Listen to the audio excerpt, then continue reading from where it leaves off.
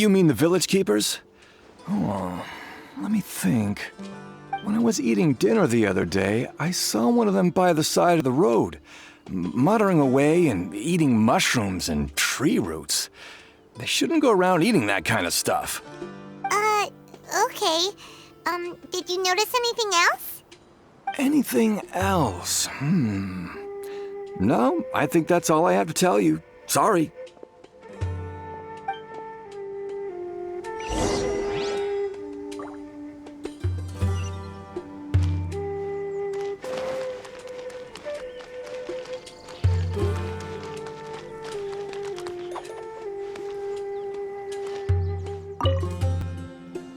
The scholars that have gone missing. Have you seen them? Those eyes. Those fierce eyes. You look like a real fighter. Don't change the subject. Right. You were asking about the mad scholars. I think it's been a few days since I last saw them. I usually go to bed pretty early, so I'm not too familiar with what goes on at night. But honestly, I feel quite sympathetic towards them. Even though they act a little strange, they've helped me in the past. If it weren't for them, my house would have collapsed long ago. Do you also think Grandpa and the others are good people? Grandpa? Oh, hello there. It's little Isak. You mean that nice man who looks like your grandpa's long-lost twin, right? He was actually the one who protected my house. I saw it with my own eyes. He happened to be staying near my house that day and was doing something with his hands on the ground. It still feels pretty surreal now that I think back on it. Did someone teach them how to do that? Well, whatever the case, I'll always be thankful to him and whoever taught him to look out for others. I'm pretty sure that if I ever went mad, I wouldn't be able to do anything like that. Gotcha. Thank you.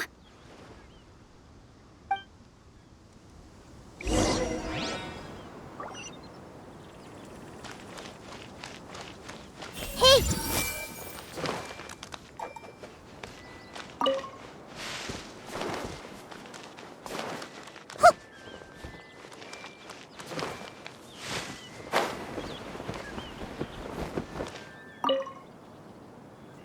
Sir, have you seen my grandpa recently? You know, the one who likes to sit and space out near the village entrance. Oh, well, if it isn't Isak. Oh, your grandpa, huh? It's been a while. The last time I saw him, he was spacing out by the road as usual. I went and asked him if he'd like any of the food I had prepared, despite my wife's protests. Like many people, she's really quite terrified of them. And speaking of my wife, she's still always complaining about how I don't make enough mora. That might explain why she's always mad at me. Oh, thank you. Thank you for taking care of him. It was nothing. You're looking for him, right? Did he go for a walk and get lost? Yeah. That's no good. Well, once you found him, come by my place again and I'll cook a little something for the both of you. I've known you since you were very young, so as far as I'm concerned, you're family. Please feel free to come by anytime. Wow, what a nice guy! Okay, thank you, sir. Huh? Don't say anything for now. Isak, stay here. Let's head over there. Stay quiet as you move.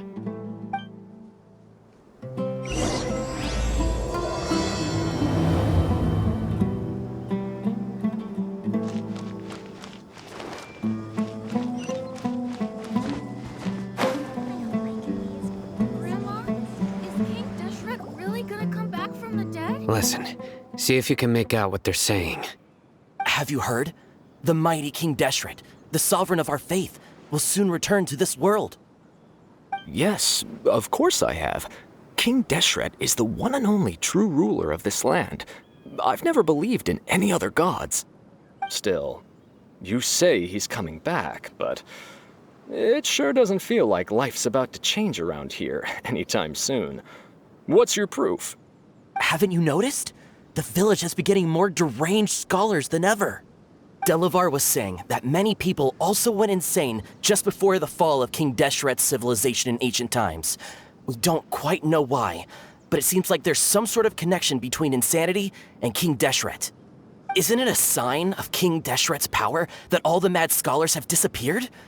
If you ask me, they must have been chosen as the final sacrifice for King Deshret's resurrection. Huh. Now that you say it, that does make some sense. Does this mean our lives are finally going to take a turn for the better? Exactly. Those city folks will get what's coming to them. Now, repeat everything you've just said from the very beginning. Huh?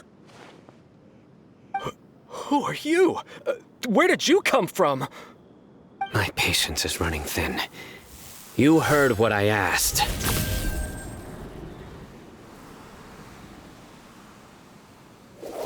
Yeah! Bro, this guy's something else. Just look at his eyes. One wrong move, and he's gonna flay us alive. Let's not get on his bad side, okay? I am no match for this guy. Oh, okay, good sir. What is it you would like to know? Tell me about King Deshret's resurrection. Well, I only know a few things from hearsay. I went for a drink the other day and heard others talking about a rumor that the madmen will disappear and that King Deshret will return to this land. I'm not making this up, I swear! Hey, go on. Keep talking. It's true. It's all true, sir. We desert folk have had more than enough of those people at the academia. They keep sending us all their mad scholars and won't let us have a good life. Would you want to live like this if you were in our place? The radicals were even more thrilled than me when they heard the news. We're all praying for King Deshret's speedy return. Delavar also said that once King Deshret returns to our side, it's only a matter of time before we conquer the land on the other side of the wall. They're all willing to serve under King Deshret and fight for a share of the glory. Is that so? Seems like he still wants to know more. Keep talking. Got it! At first, I told myself it was just the drink talking, but then all the mad scholars vanished without a trace, just as the rumors said. Please don't beat me up just for mentioning these rumors. If I'm guilty, then everyone else around here is also guilty. I'm just saying what the others said. The people here really like King Deshret, but dislike the Dendro Archon.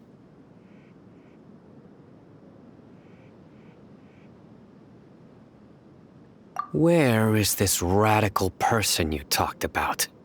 I haven't run into him over the past few days, so he probably hasn't been around the village. What about you, man? Have you seen him at all? No, not at all. We wouldn't dare lie to you. He's really not here right now. Sounds like you're not too close with the radicals. No, of course not. All we know are their names. I have many ways to stop you from talking, and many others to stop you from sending warning messages. So you'd best just stay home and hope I don't hear of you trying to contact anybody. Don't do anything until I've gotten to the bottom of this. Try something foolish, and even Candace won't be able to protect you. Yes, got it. We'll do just as you say. That scared Paimon half to death. Sino is pretty terrifying. He didn't try to reassure us at all. It's like he's used to hearing that.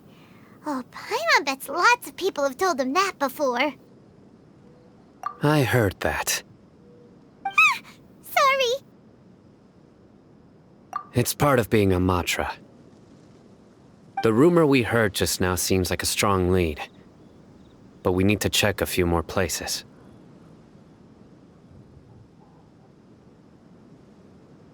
Very well. Isak! I'm here. Where's your grandpa's house? Well, I can take you there. Just follow me.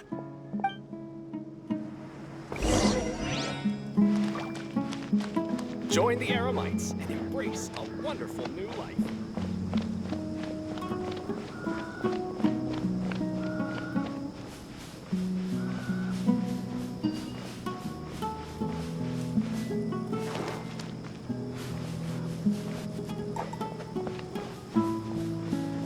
Grandpa?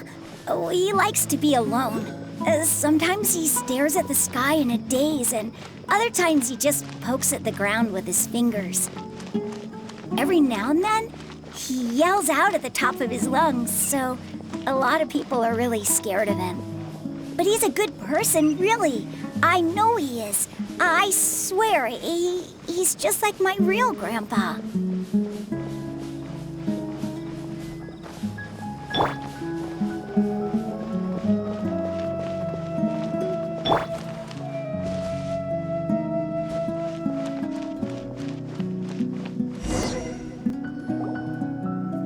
This is where Grandpa usually stays. There sure isn't much here. No. Incense? Please don't say it's the same one as before. But are you okay? Are you getting dizzy or need to lie down? There's a scent that you can sense, but I can't. A certain traveler here once passed out from that smell. Thankfully, Tainari saved the day. And then he gave us a long lecture to explain all about how it worked. So, you know Tainari? Huh? You know him too? Are you two friends? Yes. Now that I concentrate, I can also make out the scent of incense. Wait, surely Tainari didn't lecture you too. No, no need. Did you first encounter this scent at Tainari's house? In the forest. From a scholar.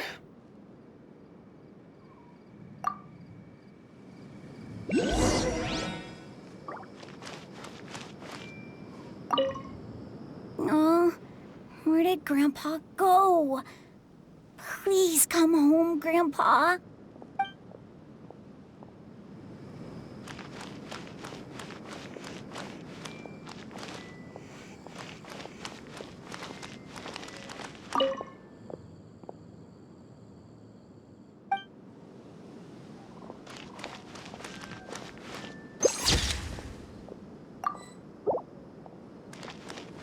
I see everything.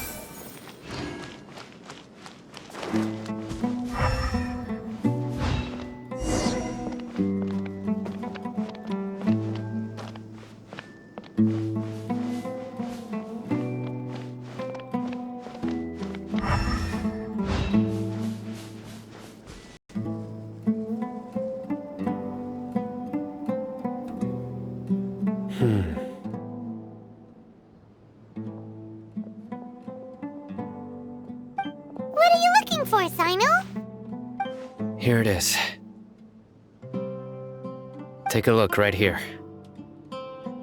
Paimon doesn't see anything. Although the traces have been completely buried in the sand, there are footprints here. From the size and shape, they belong to an adult male. This pattern is a common one from this area. Local shoes. This was probably someone from the village. The scent is quite faint, but still extant. The footprints head in that direction. But who would come looking for Grandpa? He doesn't have any friends. We'd have to ask whoever lured him away with the incense. Huh? So you can lure someone away with just a scent? Hey! What's wrong with liking good food? Everyone's got something they love in life. Exactly. Most scholars are fond of incense, since the smell supposedly helps them clear their minds and discover new knowledge. Even deep within the clutches of madness, they still yearn for their knowledge-seeking days, and will follow the scent whenever it presents itself. No, Grandpa. So, someone's taking advantage of their weakness? Huh. Still, Why would anyone want to abduct all the scholars? Are the rumors really true? Could the disappearance of all the mad scholars have something to do with the radicals? It's highly likely. Please, you have to save my grandpa. Grandpa's never done anything wrong. Please help him. Sounds like we'd better help get him back. Don't you worry, Isak. We won't let whoever took him get away with it. Let's head to Aru Village and inform Candace and the others about what we learned here. After that, we'll set off to find the scholars.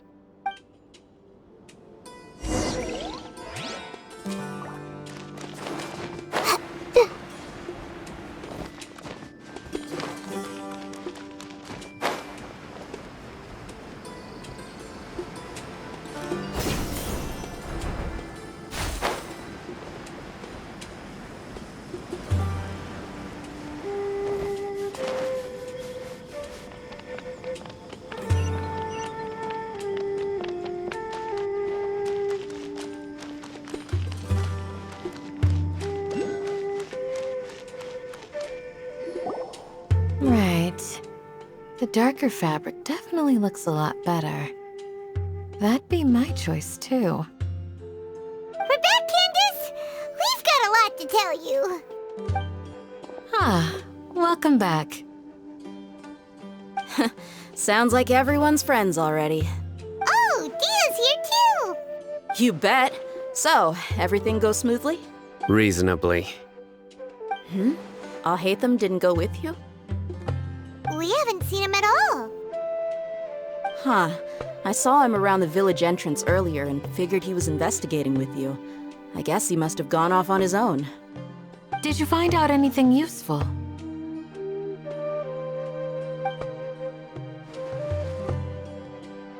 I see. So someone used a kind of incense to lead the exiled scholars away from the village.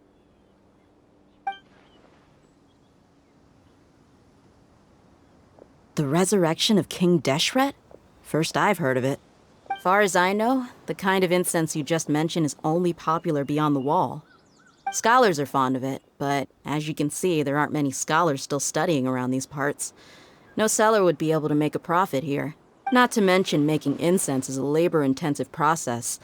You won't see anybody in the desert with the patience to make or sell something that requires that kind of effort. It seems someone from beyond the wall must have been supporting this. Makes sense. So what should we do then? Do we go back to the academia and search for leads there? If it was any other day, that would be your next logical step. But today, you've got me on your team, so you get an extra tip. Didn't you say that the villager got his news from the tavern? Well, I also like to drink at the tavern, so I know a thing or two about these radicals he mentioned. If Paimon remembers correctly, the leader of the radicals is some guy called Delavar. Ah, yeah. Delavar, the scar-riddled bandit, Engur, the wide-eyed butcher, and Jabari, the duck-tailed bearded crook. The whole lot of them are known around these parts. These guys have one thing in common, and that's being broke. The rougher life gets, the more they want to believe in King Deshret. Way they see it, King Deshret's resurrection is their only chance at overthrowing the academia. Throwing all of Sumeru into chaos is the only way to change the way of life here in the desert. Anyway, that's my guess why they've chosen to become radicals. Tia, you're amazing! You really know this place inside and out.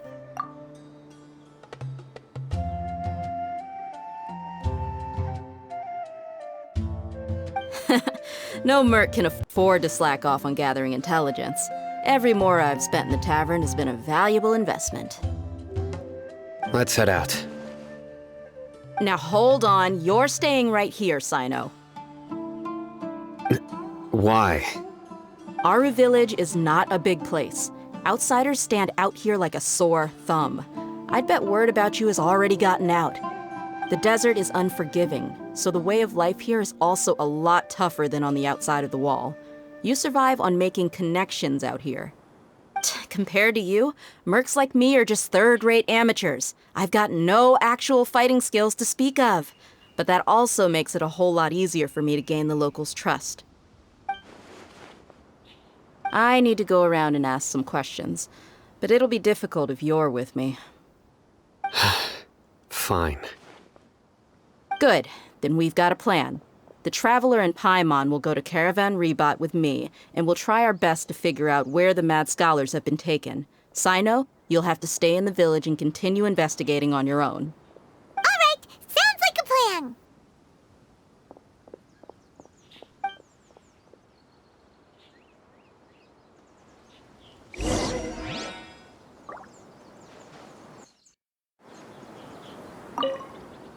Sino, please don't take offense.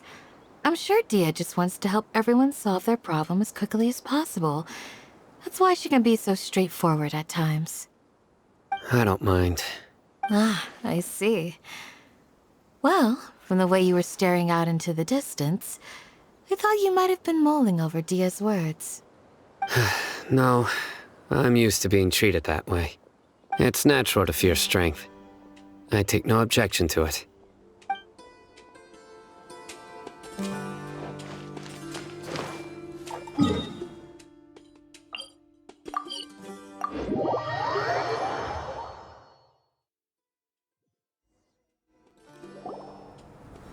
Well, here we are again.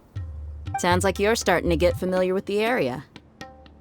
Paimon's amazed every time we see the wall of Samiel. How can a wall this tall even exist? It's almost unreal. I know what you mean. I had the same question every time I walked this way when I was a kid. Also, why is this high wall here? And can a wall really block sandstorms? It was only after I grew up that I realized the wall of Samiel isn't just there to keep out the sandstorms. It serves a more important purpose, keeping out people like us. Sumeru is run by wise and mighty sages. To them, us desert dwellers are nothing but tools that can be used and discarded at their whim. We're cheap labor, like livestock, but easier to control. Nothing more. Even if a child from the desert got the chance to obtain an Akasha terminal, almost all their requests for knowledge would be denied. The academia believes we're underserving. Geniuses like Sataria are one in a million. The other children never get a single chance to try and rewrite their fate, even though the academia knows very well that we're humans, just as they are. That's terrible. I would tear down this wall with my own hands if I could.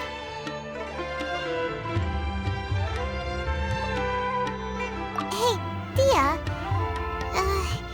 You're not thinking about doing anything scary, are you? No, not at all. This place just gets me thinking, that's all. Besides, we're here to procure information, aren't we? Yep, we gotta catch those. Shh! Caravan Rebot is crawling with people, so be careful what you say. We don't want anyone to find out what we're here for. Our mission started the moment we arrived here. Let's go check out the tavern. Maybe we'll find someone I know.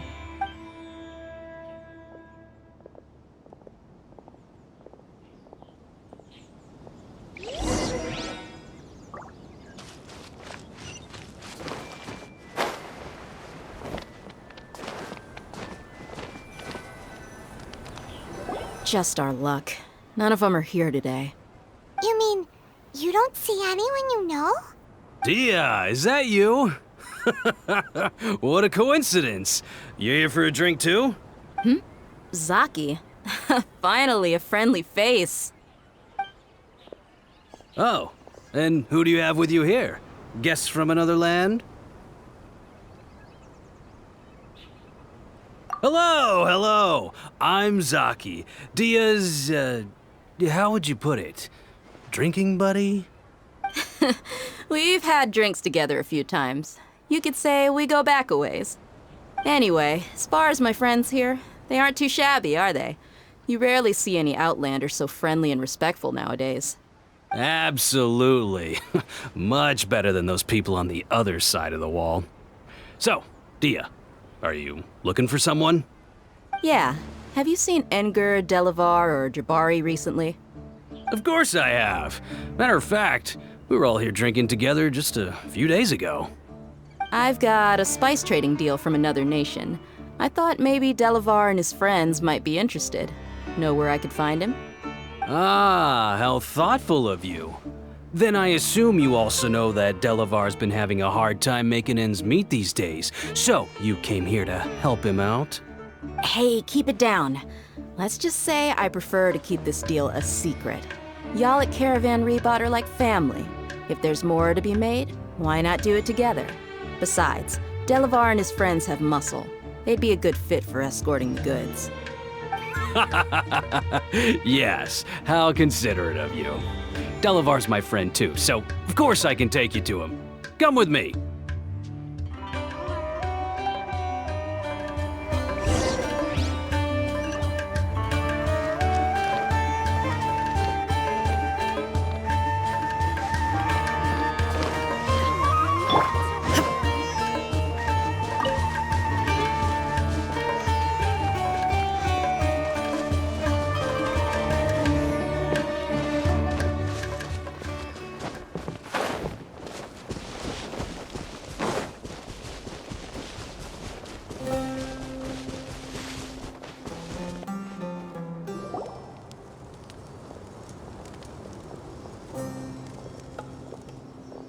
Are we there yet? Yep, this is the place. This place is practically deserted. What are they doing in a place like this?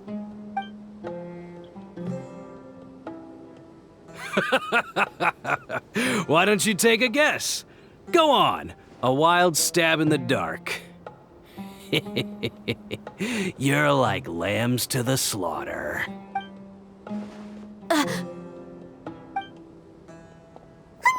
It's an ambush! What's this all about, Zaki? Come on, Dia. You really think we didn't hear about what you said back in Aru village? The boys have kept a close eye on you from the moment you set foot there. Not only do I know that you're looking for Delavar, I also know that you've teamed up with people from the Academia to look for the missing scholars. So, you've been watching us from the very beginning? Uh-oh. Paimon knew leaving Sino behind was a mistake! And you left the strongest one in the village, didn't you? Who do you think you are? You really thought we'd fall for your little business deal nonsense? So you and Delavar have been partners all along.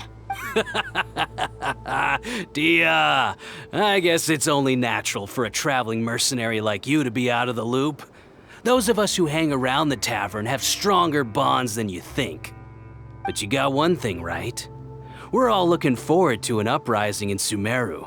There's nothing more we'd like to see than the desert folk overthrowing the Academia. If that's the case, then I'm sure Delavar wouldn't miss a second of it. I'll be honest with you. If it weren't for what you said in the village, your little monologue about the Wall of Samiel would have convinced me that you're one of us. Delavar.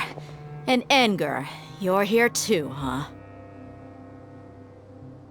Long time no see, Miss Mercenary. You should have known the traitors are what us followers of King Deshret despise the most.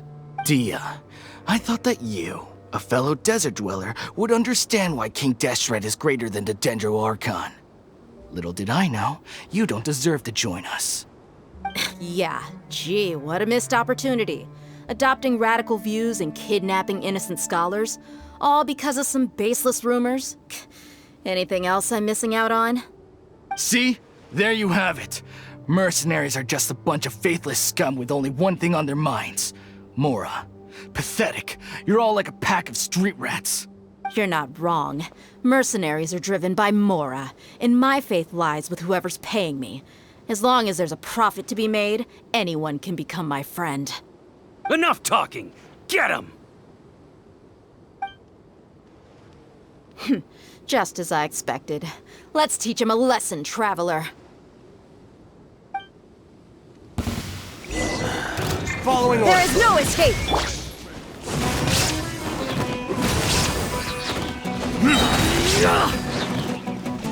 Burn!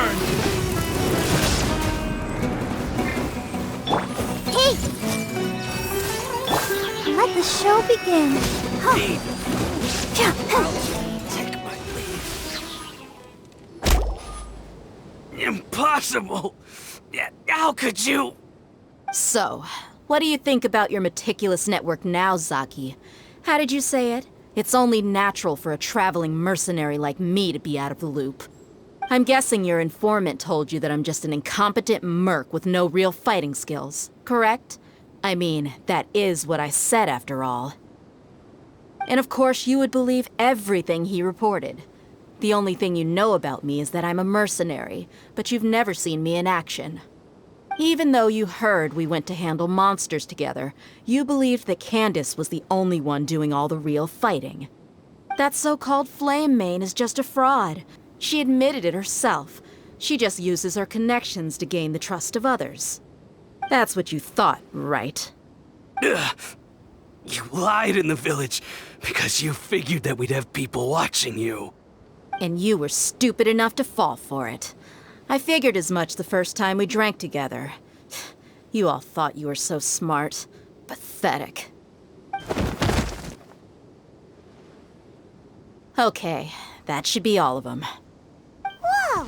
So you've been planning this since we were in Aru Village? No task can be done without preparation. I just happened to notice a couple suspicious-looking people while you were out investigating. Oh, but instead of catching them right away, you let them report back. Those two who were snooping around were just a couple small fries. If we want to get the real catch, we have to be patient and give it some time. Oh, you mean the funny name she mentioned back in Uncle Ampu's house? The wide-eyed butcher, scar-riddled bandit, Paimon can't remember them all. That's just a bunch of drunk talk. Edgar and Delavar like to talk themselves up when they're drinking. Edgar, the wide-eyed butcher, and Delavar, the scar-riddled bandit, are the nicknames they came up with for themselves. Alcohol has a way of making people share what they really think. So Edgar and Delavar are always rambling in the tavern about how King Deshret is a superior deity. What about Zaki? He's just a numbskull who fell right into our trap. Zaki was probably the best hidden of them all. My initial plan was to find Delavar first, and then try to track him down. That's what you wanted to ask when we were at Uncle Anpu's house, right? Jabari is one of the villagers you talked to. You know, the one who wanted to treat Isak and his grandpa to some food. Wait, so he's a radical too? No, he isn't. I just needed to tack on a random villager name to make the eavesdropper think that I was making some wild guesses based on my impressions. Wow, what a genius idea! Well, that's an expert mercenary for you. Ah, you're too kind. It was straight from the usual playbook, if I'm honest. So, that thing you were saying before, is it really true? About what? About how mercenaries only care about Mora, and that anyone's a friend as long as there's a profit. Does that bother you? What makes you so sure?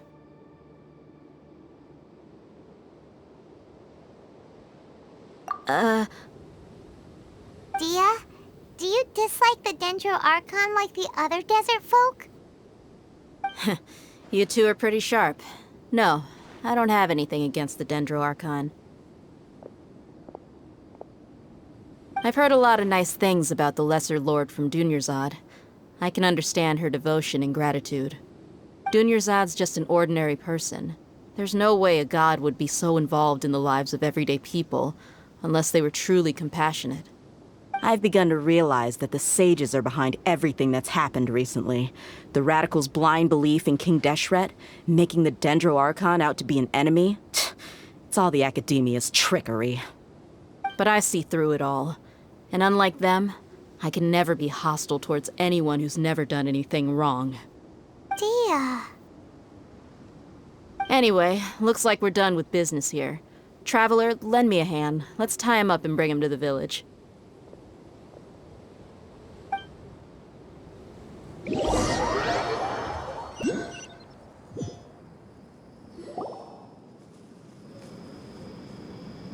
This should be all of them. I'll let you take it from here. All right. I'll be in touch. Until then, please stand by. Candace, do you need any help? Candace will be okay on her own. I trust her, so you can too. She's been guarding Aru Village for quite some time now. If anyone is qualified to question the offenders, it's her. While I'm questioning them, why don't you pass some time by exploring the area? I'll meet you back here tomorrow morning, Traveler. As for these idiots, let's just hope they live to see another day.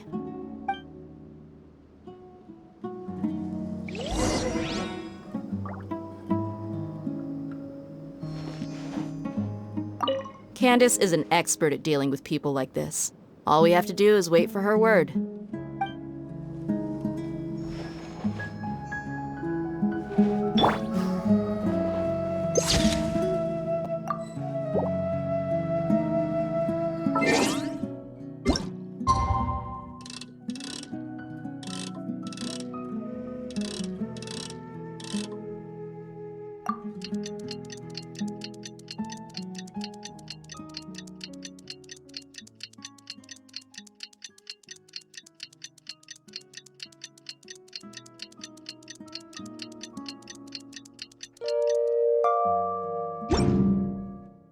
Inactivity. Hey, Dia! Right on time. We'll know any moment now. Paimon's been wondering. You seem to know Candace pretty well. Have you been friends for a long time? We've known each other for some time now. She's a pretty interesting person. Even though she's an extremely strong warrior, she never misuses her powers against others. Oh, Paimon knows what you mean. Like a lot of martial artists say, never take the fight outside the ring. Yep, I guess you can put it that way. It takes strong convictions to be as dedicated as she is, and shoulder that kind of responsibility. Us mercs, on the other hand, we pretty much live from one day to the next. Well, Paimon thinks you're great too. Really? Thanks for that. Oh, Sino's here, and he's pretty early too. Yes, I was here yesterday to help out a little. To help out? By doing what? Sharing some interrogation techniques. Oh, you mean you taught Candace some more persuasive methods? Right. Come on in, everyone. Come on, let's go inside.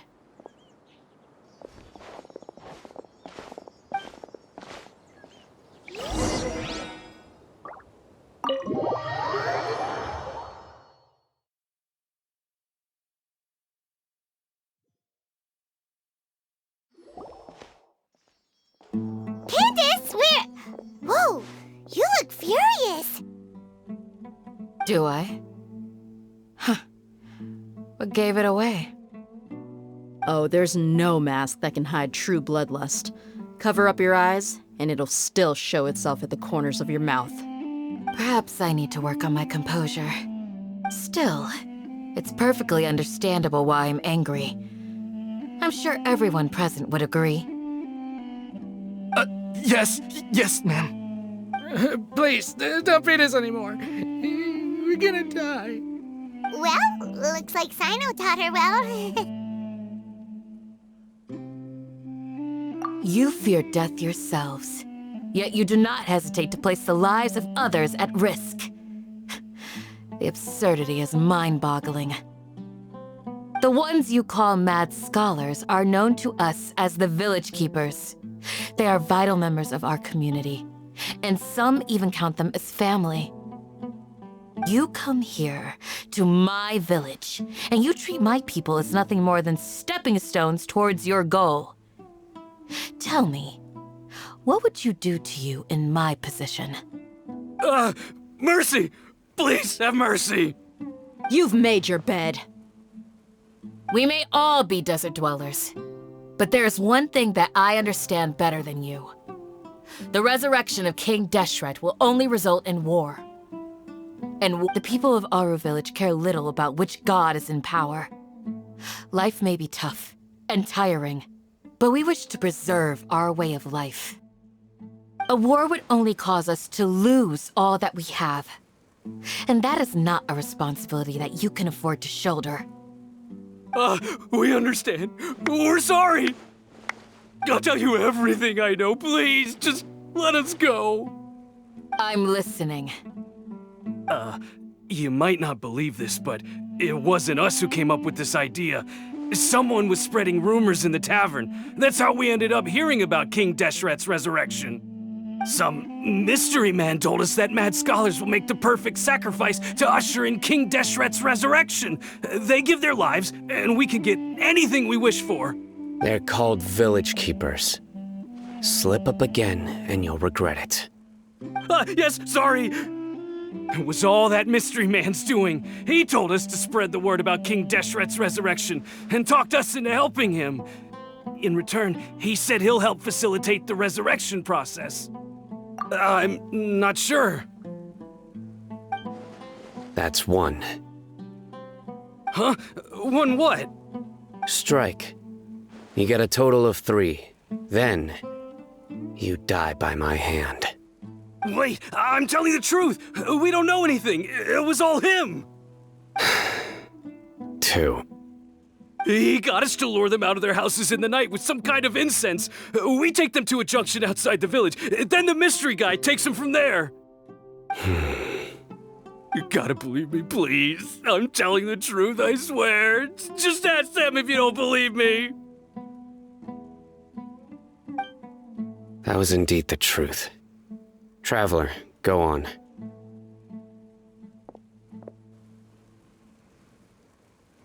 You have to believe me. If I knew that, I would have told you his name right away. I'm not risking another beating to keep his secrets. No way. That guy, he wears a cloak, and he's always careful to cover his face. He calls himself King Deshret's envoy. I believe I may know what's going on. Uncle Anpu? What do you mean?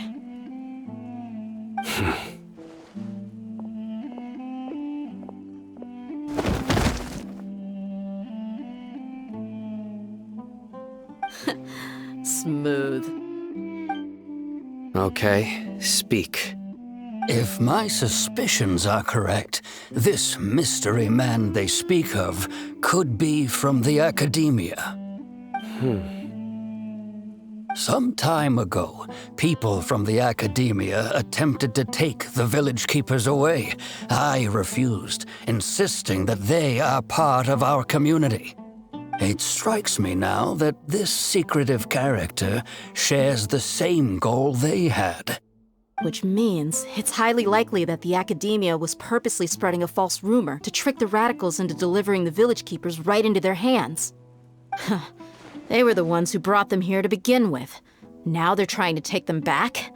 We aren't gonna let that happen. Not the Academia again.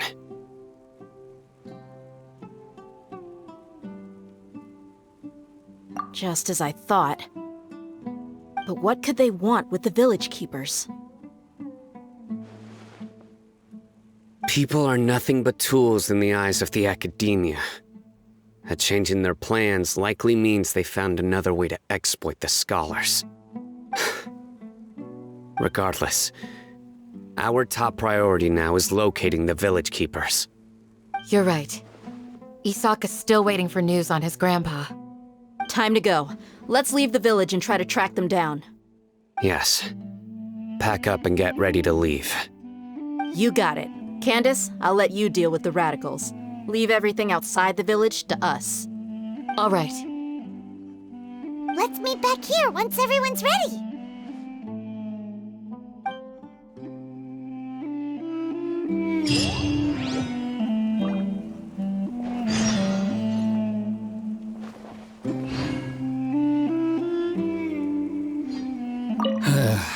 I just hope everyone's all right. You look worried. Thinking about the village keepers? Yes. I'd look for them myself if I could.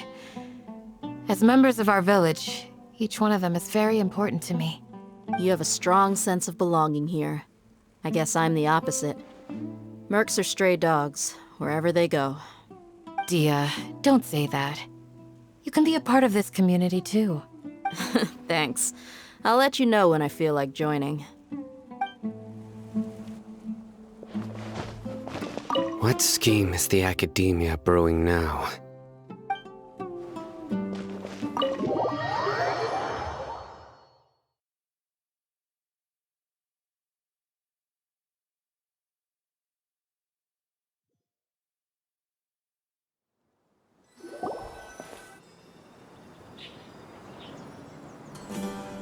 Let's get some food in us and then we'll... Whoa! Where did you come from? Well, as you can see, I am merely sitting here and reviewing what we have deduced thus far. You were gone for ages! And now you're suddenly sitting here musing to yourself? Where have you been anyway? Hey, what's with the silence? You never think things through before asking questions. I'm giving you some time to make up for that. Paimon's so mad! Paimon's gonna give you an ugly nickname!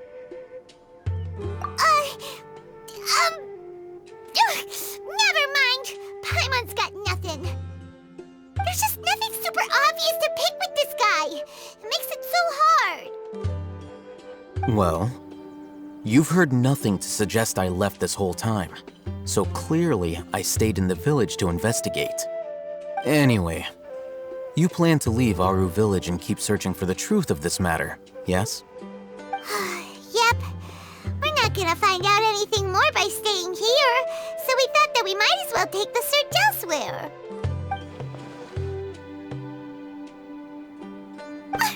Enough with the silent treatment! No. I'm just surprised that you decided to team up with him. Alhaitham, you haven't helped us out at all ever since we arrived at Aru Village. Bold of you to question our choices. Yeah, you're all talk! While you were investigating, I had my own work to do, which I've now finished. Really? Paimon doesn't believe you. To be honest, we aren't really a team, so I have no obligation to inform you of my whereabouts. Not to mention that going separate ways allowed me to find some important information that you all had missed. Huh? Right here in the village? Correct. What did you learn? I'm going to take you to someone. But before that, you need to understand where she's coming from. What does that mean? How do you think the residents of Aru Village feel about what we're doing? In other words, do you truly believe every single word the villagers tell us? You mean some of them lied to us? Hiding the truth does not necessarily equate to lying. Again, these people have their reasons.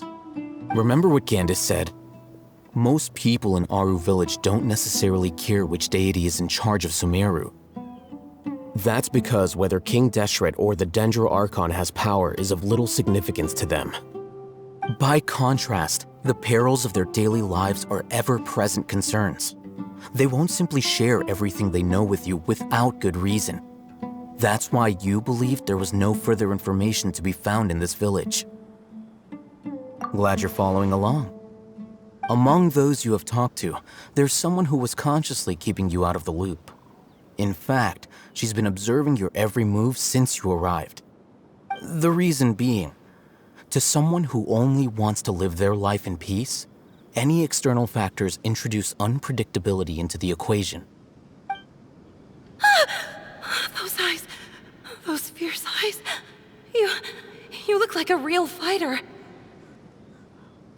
Don't change the subject. It's quite obvious that she's intimidated by Sino's authority and strength. Right. You were asking about the Mad Scholars.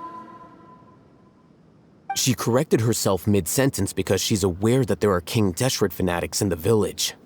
If she sounds too friendly towards the village keepers, she could easily make herself the radicals' next target. I think it's been a few days since I last saw them. I usually go to bed pretty early, so I'm not too familiar with what goes on at night. Remember? She made a point of denying her involvement in anything that occurs at night. But honestly, I feel quite sympathetic towards them. Even though they act a little strange, they've helped me in the past. If it weren't for them, my house would have collapsed long ago. After speaking to the village chief, it became clear that the village keepers had protected Aru village at night. In other words, the young miss was very much awake during that time. Then why would she lie? By getting involved with an outsider, she risks drawing unwanted attention to herself. As for why she might be so wary about all this, maybe you should ask her. I'll pass on this one. You said that she is afraid of me. If so, it's best if I stay out of this. We're on it!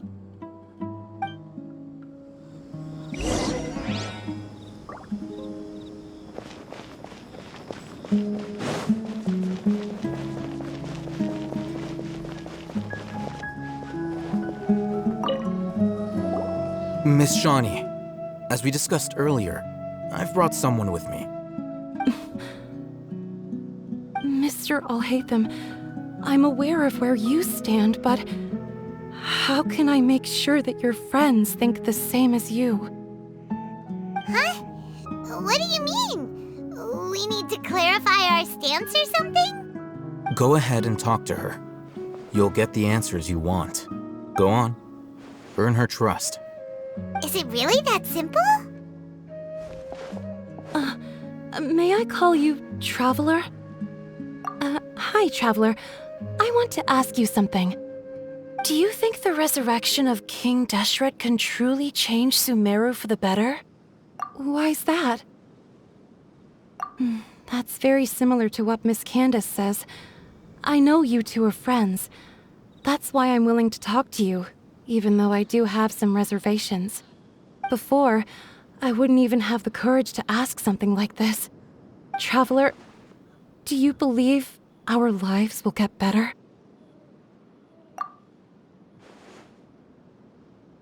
Yeah! We came here from another nation, so it isn't wrong of you to be weary. And we aren't really residents of any one nation.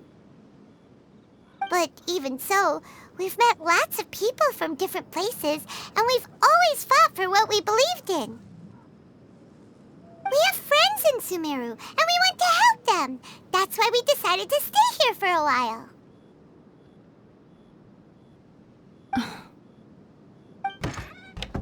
I want to trust you. My apologies for posing my questions like that. To be honest, I didn't expect you to come back for more information. Alhaitham told us you have your reasons. It's okay. We understand. The fact is that only one side of my family is desert folk. I don't really fit in anywhere in Sumeru. Some believe in the Dendro Archon, while others believe in King Deshret.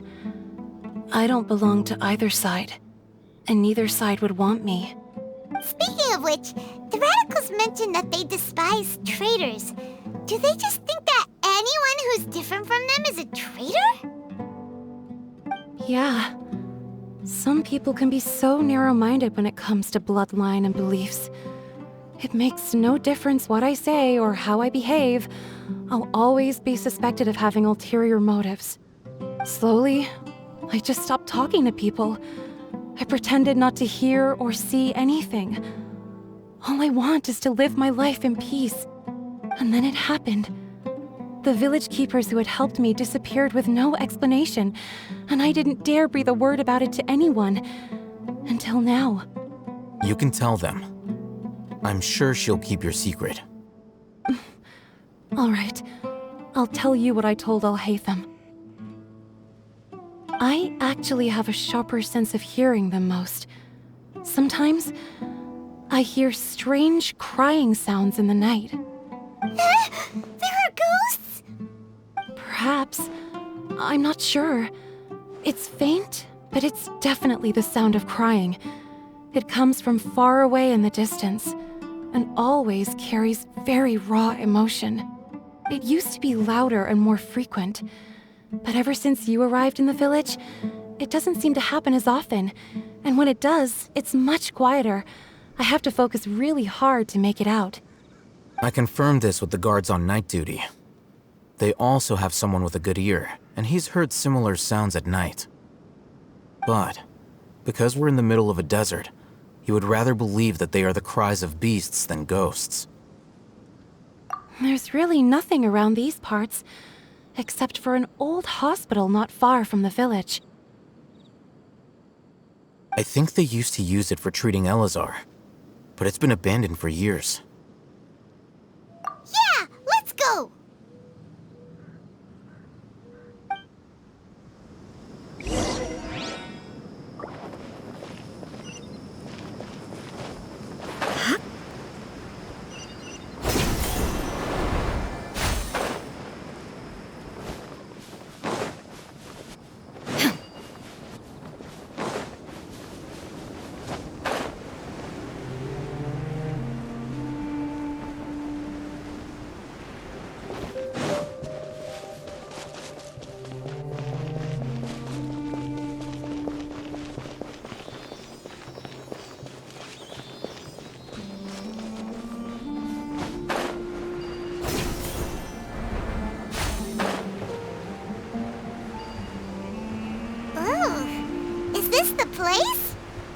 It's in terrible shape.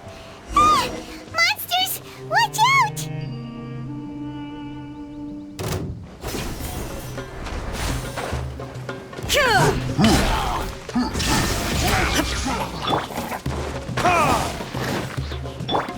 I see everything.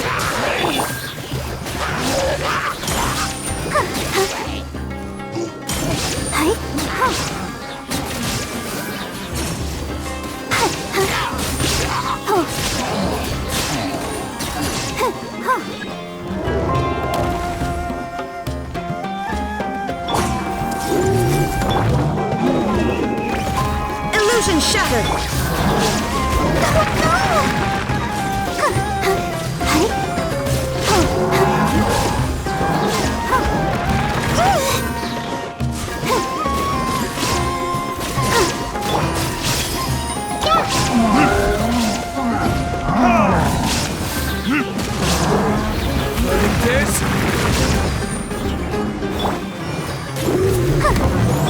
Shine down!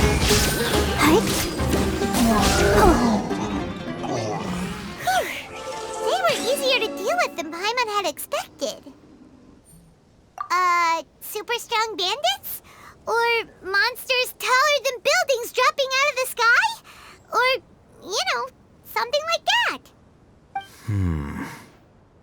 He looks super serious. We gotta stay on our A game too. This is the one.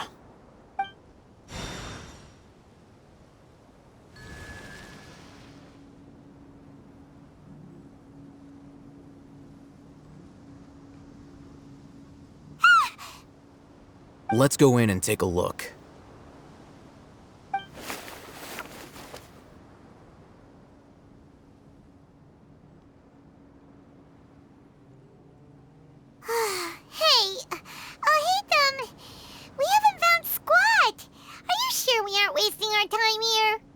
Patience. Shawnee says she only hears the crying at night. We have time to burn. Until then, I'm taking a break. And just like that, he sits down. Wait, he even brought a book to read? What are you reading? Let Paimon see! Okay, sure.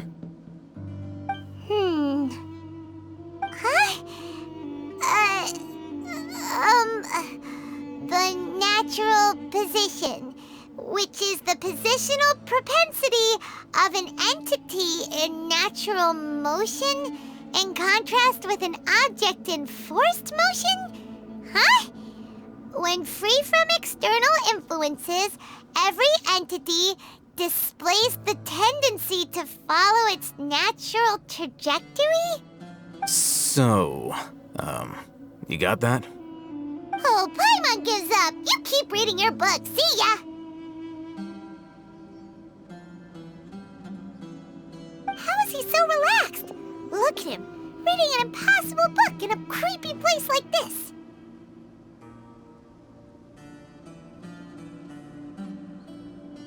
Hey! Paimon's your Tibet travel guide. Paimon knows plenty of useful stuff already. And anyway, it's not Paimon's fault that the books people read in Sumeru are so complicated.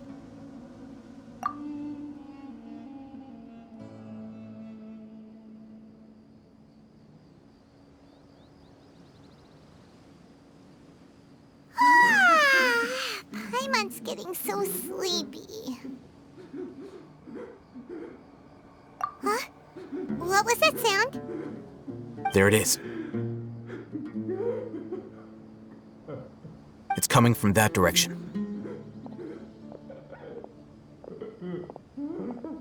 Is the sound coming from here? Huh. Paimon's not seeing anything.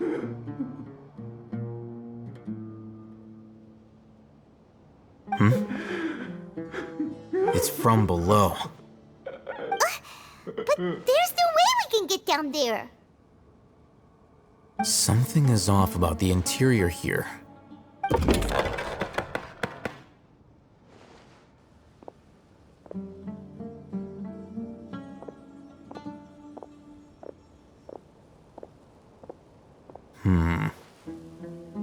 As I thought, there's a hidden structure.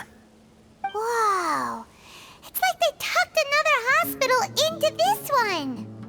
Oh, it looks like there are other mechanisms around here. Let's keep exploring.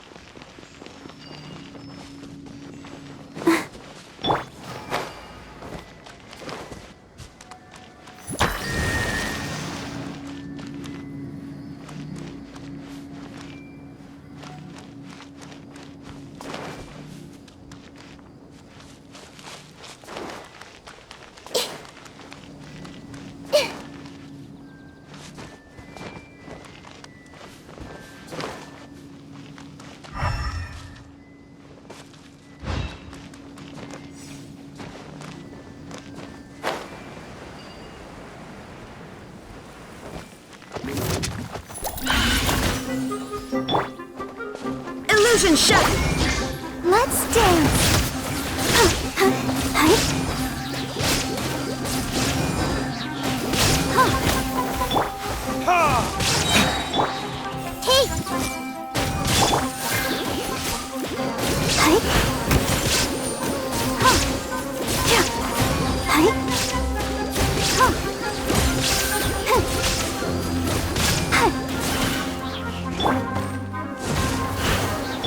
I see everything. Shine down! Let the show begin.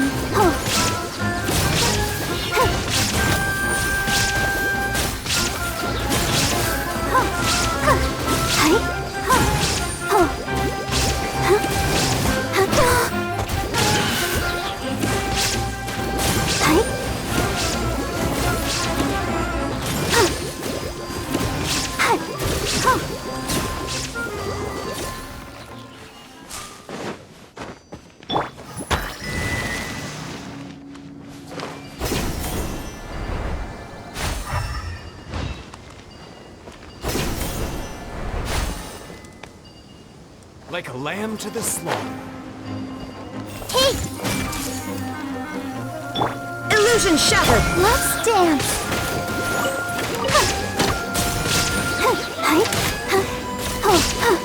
I'll be back.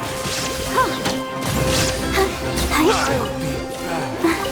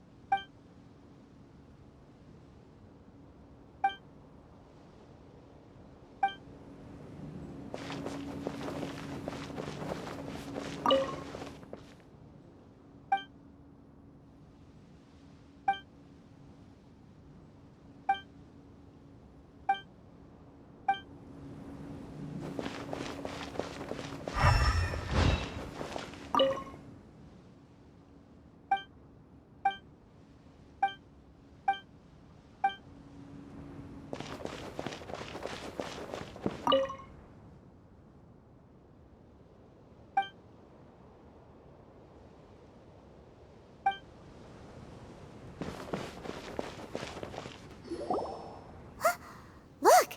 There's someone over there! Good idea. Let's approach him slowly without alarming him.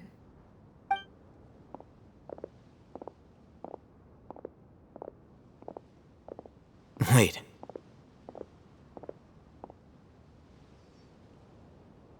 You're...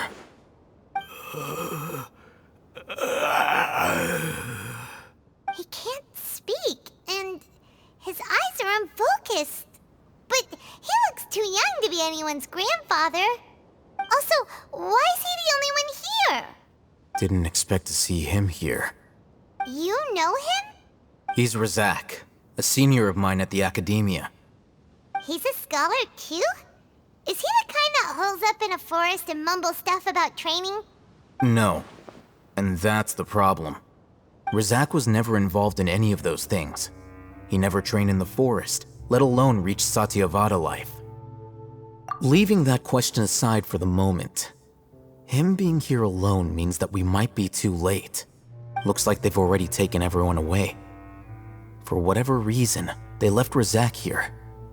Perhaps they simply didn't have time to come back for him.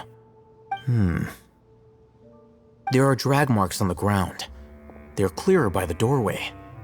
Someone was forcefully drawing a cart that was loaded with something heavy. Loaded with people? That is one possibility. It looks like they were in a hurry, as if they were afraid of being caught. In their haste, they failed to notice Razak hiding in a corner. The symptoms are identical. Looks like we found living proof. Huh? Why do you say that? Allow me to jog your memory. Recall your time at Port Ormos. Don't you think his symptoms look familiar?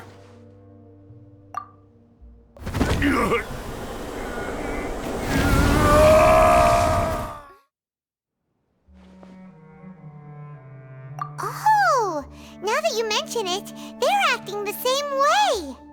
Correct. The Academia is behind all of this. It isn't difficult to deduce their rationale. First, the Academia spread a false rumor of King Deshret's resurrection, emphasizing the role of the village keepers, the mad scholars who were exiled to Aru village. These rumors were all the persuasion that the radicals needed, and those based in Aru village leapt into action. Unbeknownst to them, of course, through rounding up the scholars, they were actually helping the Academia. As well as being able to exploit the radicals for their own ends, this scheme has one further advantage to the Academia. all the risks and responsibilities are offloaded onto King Deshret's followers. Life for the desert dwellers has been brutal ever since King Deshret's death all those years ago. Beneath the surface, feelings of desperation are widespread. Many would give everything they have for the prospect of something better. Anyone looking to exploit that for their own ends simply needs to make a few empty promises. Even if complications arise, people will see that those involved are all followers of King Deshret and look for no further explanation than differences of belief. A deep-seated mistrust of the desert and everyone in it by the rest of Sumeru will make sure of that. The notion of an academia plot wouldn't even cross their minds. It may seem like a simple strategy, but it is able to work wonders under Sumeru's current circumstances. Oh, that makes a lot of sense. It's in line with the village chief's theory, too. But there's still one very important question. Wasn't it the academia that brought the scholars to Aru village in the first place? Why does it want them back now? Throughout this process, one thing has changed: the scholar's identity. First, they were scholars. Then they became lunatics. After that, they were exiles. And finally, they become missing persons. An exile is still patently a living, breathing human being. But when someone becomes a missing person, that is brought into question. If you can't find someone, you have no way of knowing what exactly happened to them. That makes missing people an ideal resource. Resource? For what exactly? One possibility is that the information in their brains could be extracted into knowledge capsules. Extracted? You mean canned knowledge comes from people's brains? With the technology of the Sumeru Academia, it's entirely possible. Perhaps the process caused them great suffering, which is why they cry out in the dead of night when no one is watching them. So, the human brain... Nope, nah, Paimon doesn't want to think about this. I'm the Academia scribe, after all. I'm familiar with their projects. Anyway, judging by Razak's state, the contents of a divine knowledge capsule were extracted from his mind, but something went wrong in the process. Or perhaps his curiosity got the better of him, and he used such a capsule for himself. Paimon's a little confused. Can they just use anyone's brain?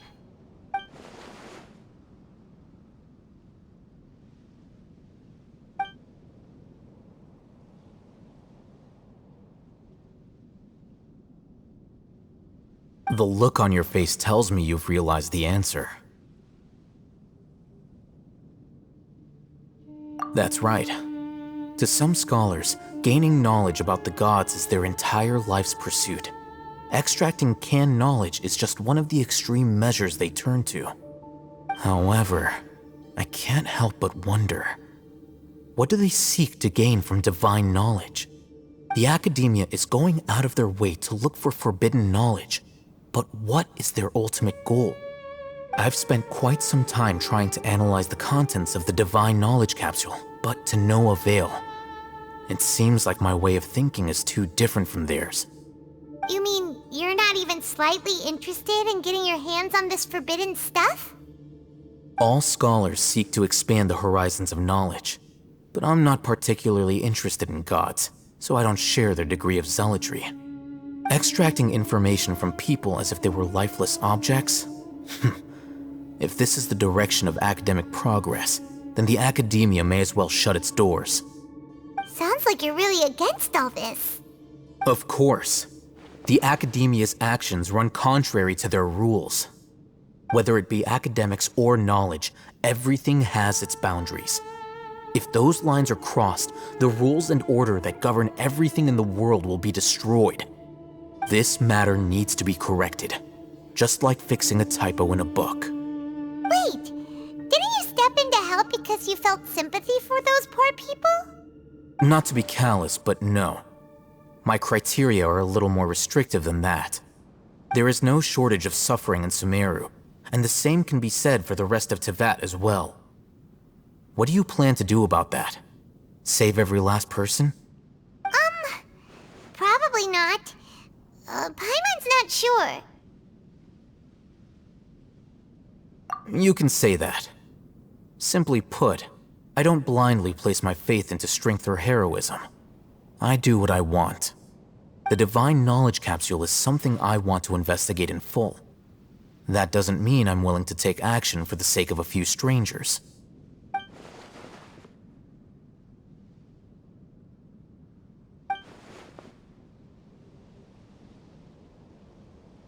Paimon's been wanting to say this for a while. There are a lot of bad guys in the Academia, but you're not one of them. You're their weirdo. You're probably right. Though I must say, I quite enjoy this feeling of being the odd one out. Uniqueness is also an asset, is it not? Wow, that's a great way to think about it. Paimon's really impressed. If only Miss Shani had a similar mindset, her life would definitely be a lot easier. I'm just a more likable person than her in general. There's nothing more to it than that.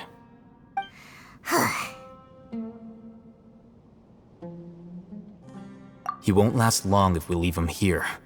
Let's take him with us. We'll work out our next step after we return to Aru Village.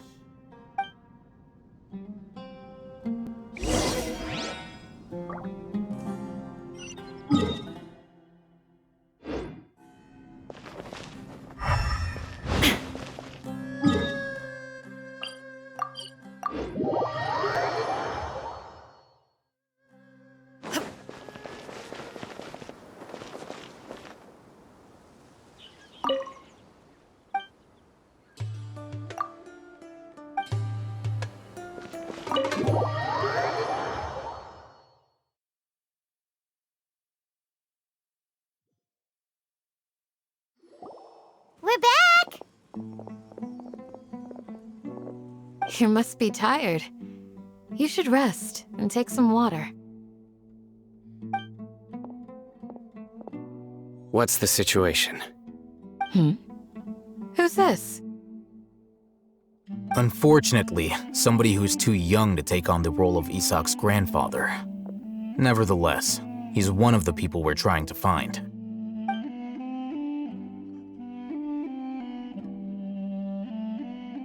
So, at one point in time, the abandoned Elazar Hospital served as the Academia's site for extracting divine cant knowledge. Yep, pretty much. Their plan must have been implemented at some point before we arrived at Aru Village, since divine cant knowledge has been in circulation for a while now. Yet, they fled once we were headed to the village, almost as if they knew we were on their trail. Why is that? Yeah, why is that? We may have a mole in our midst. One of us could be secretly revealing our whereabouts to the Academia. Huh? Are our friendships that shallow? Looks like none of you have realized wherein lies the issue. Sino, you're the reason why they can predict our movements. Wait, what's that supposed to mean? Choose your next words very carefully. It is simply a logical inference. I have my reasons. So what you're saying is, Sino's the mole. Interesting. And here I thought you were the most suspicious one, Alhaitham, since you were always acting alone. I know. You have a point. But I realized something as we were returning from the hospital. Sino isn't like any of us. What are you trying to say? Do you still remember who you are, General Mahamatra? As a Matra, you are no doubt privy to certain kinds of information. Before you can take action against someone, you are required to have all the facts available, including the less than savory details. Simply put, the Academia has traditionally allowed you access to a wealth of sensitive information. Knowing their modus operandi, wouldn't you expect them to take precautions against you? If you want to raise a vicious wolf, you need to make sure that you can avoid its bite. The Academia is monitoring me? It's not that simple. The Academia has eyes all over Sumeru, but they have a special protocol for dealing with you. Every so often comes a Nyagarbaha Day. On this day, the Academia enters new information into the Akasha through knowledge capsules. I remember seeing a thick notebook next to the control panel once. Its contents were all about the General Mahamatra, his activities throughout the day, preferred methods of enacting judgment, everything. You're saying that the Academia entered my information into the Akasha too? But what's the point in doing that? My actions aren't important enough to be added into the Akasha. The Akasha is capable of computation. The Akasha's algorithms are entirely capable of predicting your movements using the data entered. When you would depart, the route you would follow, your destination. It knew all of this. It predicted my every move. The Academia has been watching you longer than you think. However, The fact that you resigned is proof that their suspicions were well-founded. So that's how it is. Sino adheres to his principles so strongly that he's actually a thorn in their side. Tenacity of will and steadfast faith are worthless to the academia. They need scholars who are easily pliable and mindlessly go after anything they can profit from. Sino, don't take it to heart. This just proves how much of a trustworthy ally you are. They escaped because of me. Don't blame yourself. It's not like any of us would have known. I have an idea. If they predicted my movements, then I might be able to guess where they went. Whoa, you bounced back fast. There is always an opportunity for safety after danger passes. Oh, so that's how it is! Paimon gets it now! If the academia is trying to avoid Sino, then the safest place would be...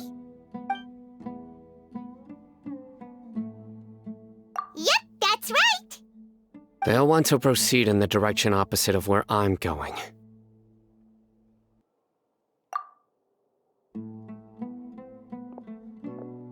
I must go.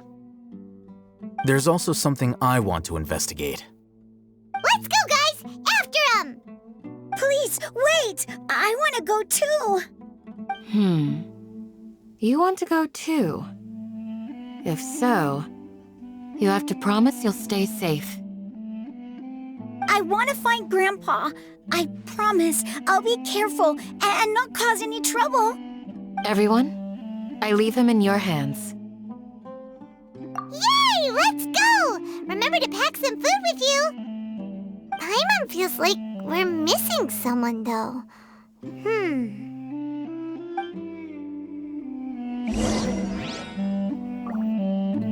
I'll be awaiting your good news.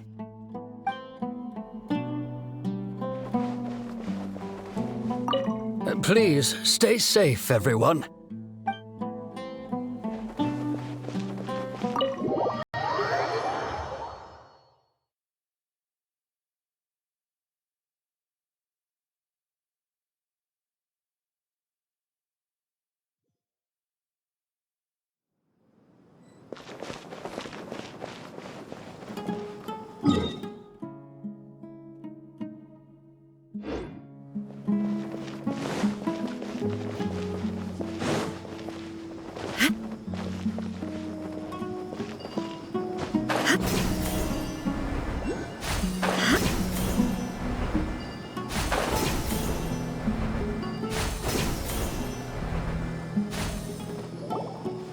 So, where do we go from here?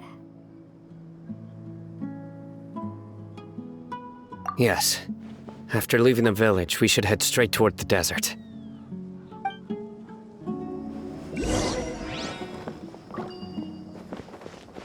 I know the desert like the back of my hand.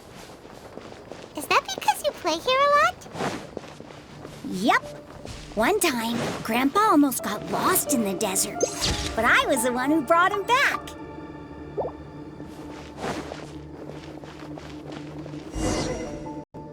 There's something here. What's this? It's buried in the sand. Looks like we'll need to roll up our sleeves and do some work. And Paimon thought running around everywhere was already enough work. Okay. So, we have to dig it out? Whatever's down there looks like it's buried really deep.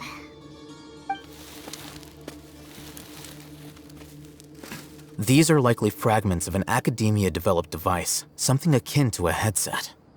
Looks like there were more than one village keeper. They must have been escorted this way because there are device fragments scattered around here. Let's split up and search the area. Chances are that we'll find other things nearby.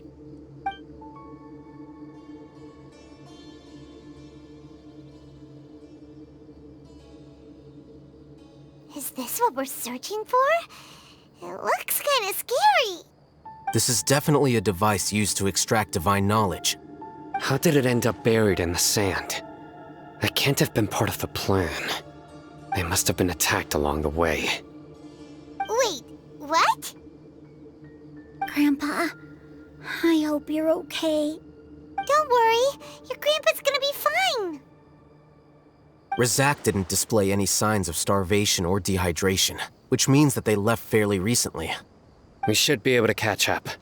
One more thing.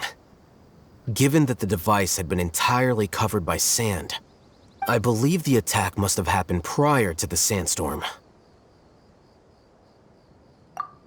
Let's keep going.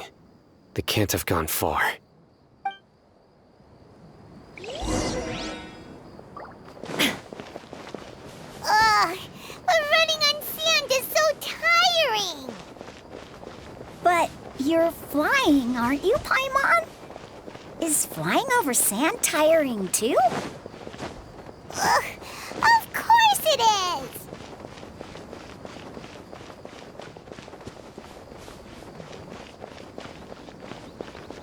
Voices, over there. Don't get any closer. They'll notice us. Dia's talking with the Eremites? Very interesting. Let's listen in. If you had informed me sooner, there'd be plenty of room for us to... You're one of us. We would never lie. Scholars. You don't know as much as I do. Need me to... I knew it. That's our Dia. Dia? Why would you... Dia! Hey, what are you doing? Huh? Didn't you say you'd help me find Grandpa? Why are you on their side? Well, look who's here. Ain't that something? This complicates things. You've betrayed Aru village? So, this is the great General Mahamatra. Dear, you'd be better off as my assistant than hanging around with this motley crew. Seen for yourself, I have the means and methods, and my ideals are far more admirable than theirs. I'm not the type that's easily swayed, Raman. You of all people should know that. Wait, what's going on, Dia? Whose side are you on here? Shut it, Paimon. It doesn't matter. Whichever side you pick, nothing can deter us from the grand mission of resurrecting King Deshret. Once our Lord of Old returns to this land, we will have a new beginning. Face the facts, Raman. It's not gonna happen. You should understand that more than anyone. Have all your years as a merc taught you nothing about placing hopes in a ruler? I'm a desert dweller and a proud follower of King Deshret. Whether I live by the edge of the sword or in peaceful comfort, my soul will always carry this conviction. It's not too late yet. The village mad scholars aren't gonna bring King Deshret back to life. You don't understand, my dear lady. Pursuing our faith is our purpose in life. Even if the chance of success is 1 in a million, we must be willing to give everything we have. Even if it'll expose you to the academia? Even if they end up disbanding the Eremites? Your Eremites, which you've worked so hard for all these years? Yes. We've waited a long time for this day to come. The sun and the moon no longer shine here. All you see now is cracks in this desiccated land. But fate has finally dealt me a hand to play against the Academia. With these scholars in our custody, we'll stomp the Academia's forces and fight our way beyond the wall of Samiel. Ridiculous. Think about it. The Academia controls the entirety of Sumeru. Your powers are negligible in comparison. If you still don't believe me, then try asking these 2 men. They're also against the Academia, but neither of them are as arrogant as you are. They look more like pawns of the Academia to me. Why would I listen to anything the people of Greater Lord Rukkhadevata have to say? Filthy traitors. Your god abandoned all honor and betrayed King Deshret. We desert dwellers will never trust the likes of you. It's impossible to communicate with someone so hostile. Perhaps we should. Do you really believe that by kidnapping the scholars, you'll be able to negotiate with the Academia? These people have no value as bargaining chips, but I could be persuaded to take their place as your next hostage. These scholars were exiled from the Academia. I, on the other hand, am their current scribe, and will be a much greater asset to you. Wait, you can't be serious. So, you want to trade places with the hostages, do you? Precisely. Any wise person would gladly accept my offer. What are you thinking? What if they decide to kill you instead? Well, that would be bad luck for me. However, I'd get the chance to observe the scholars, perhaps even find out the truth. Think you can talk me over with that confident look of yours? I'm not trying to persuade you. I'm using this as a means of joining forces against the Academia. You are the scribe. What do you have against the Academia? Not all desert dwellers believe in King Deshret, and the same applies to the Academia. Why must all knowledge seekers approve of the Academia's way of doing things? You Academia scum! Every last one of you is nothing but a hypocrite, just like everyone else on the other side of that wall. I've made myself clear enough. I won't listen to another word from the Dendro Archon's people. Not so fast. I'll hate them. Do you stand by everything you just said? I never make empty promises. You know you're making a dangerous decision, right? I do. Good. Raman, hear me out. These people are my friends. Maybe you can't take the followers of the Dendro Archon at their word, but what about me? Do you trust me? We've known each other for years. Of course I do. In that case, I'm willing to vouch for their honesty with my right arm. Come on, Raman, don't be a coward. If you're serious about taking on the Academia, you need to steel yourself. You can't be afraid. An arm from the Flame Mane. You've piqued my interest. But what if you refuse to oblige? What should I do then? No one's a fool here, Dia. We're mercs. And mercs don't tend to live long unless they have their wits about them. You're not wrong, but this is different. I promised my friends that we'd bring back the village keepers together. Let's do it right here then. Give me your right arm as proof of your resolve. Don't listen to him! He's not even trying to negotiate! He just wants to make things more difficult! That's fine. Are you crazy? We came here to save lives. One arm for that many people is still a pretty good deal, if you ask me. Raman, I'm holding up my end of the deal here. You'd better not let me down. Sure. Go ahead and cut off her right arm.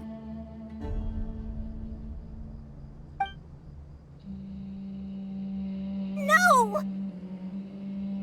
Dia! What are you gonna do? Think of something! You don't have to go this far. That's not for you to decide.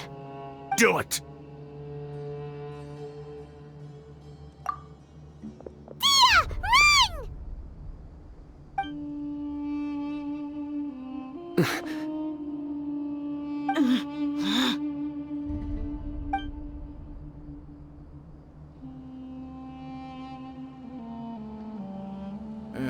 Stop! What's wrong? Can't do it? Flame Mane, you and I are both desert folk. Cutting off your arm is no different than cutting off my own fingers. Where's the sense in cutting my own kin to pieces? You've shown me that you're serious. Go on now, take your friends and leave. Meet me in the desert at noon tomorrow.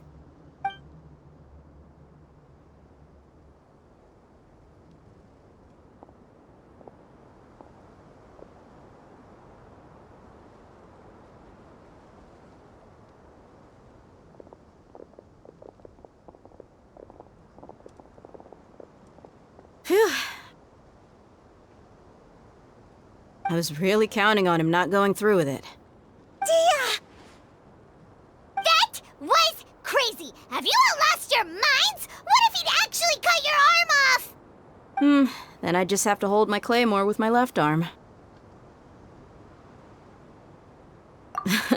Okay, I'm sorry. But sometimes when you're out on a limb, you gotta double down to seal the deal, you know? Don't ever make a promise like that again. I can deal with the likes of them. If it came down to it, you would not lose to them either. I don't doubt it, Sino. But this is about more than me and them. There's a lot more where they came from. Even if we got rid of one bunch of radicals, there are others out there. Wiping them out would do more harm than good. As you wish. I'm sorry, Dia. I should have stayed put and listened. I should have trusted you. It's okay.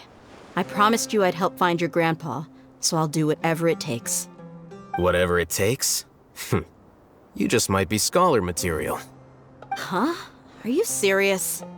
The Eremites once said that I was a lunatic. Perhaps a little madness is essential to be successful in research. Why does it feel like he's using his praise for me as an excuse to brag about himself? Okay, let's get moving. We should head back to the village and rest up. Today was just a trial run. Noon tomorrow is gonna be the hard part.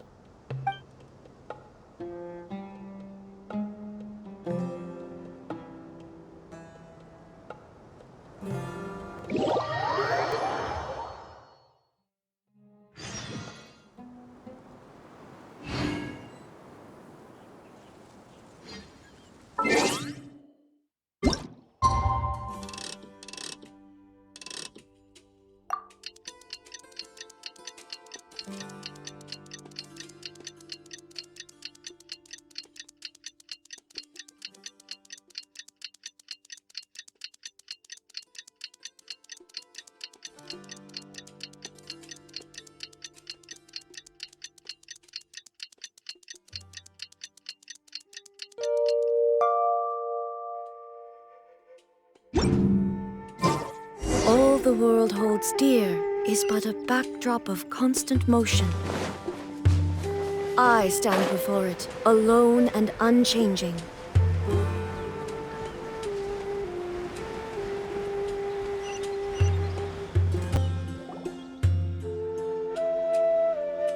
You're all here so early.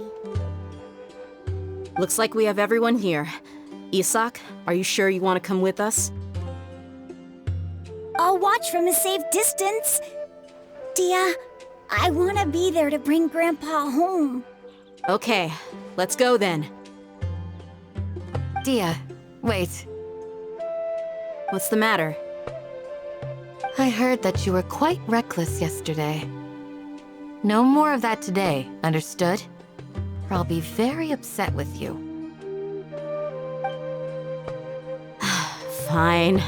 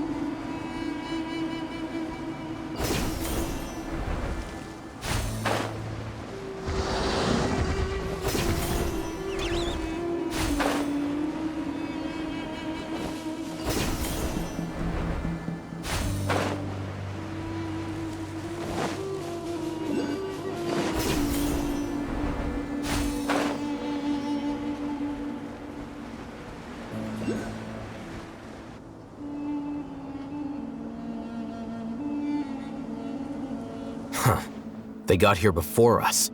Uh-oh. Is it because Paimon overslept by 5 minutes and held everyone up?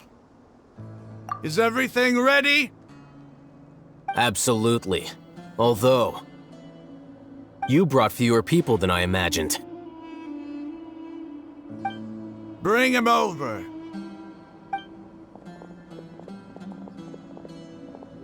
Grandpa! Why is there only one of them? Rahman, I've always thought of you as a man of his word. What's this about? It's a one-for-one exchange. Sounds fair, don't you think? And let me put it this way. Agreeing to any kind of deal with the Dendro Archon's people is already a huge compromise on my part. Don't you think you've asked enough?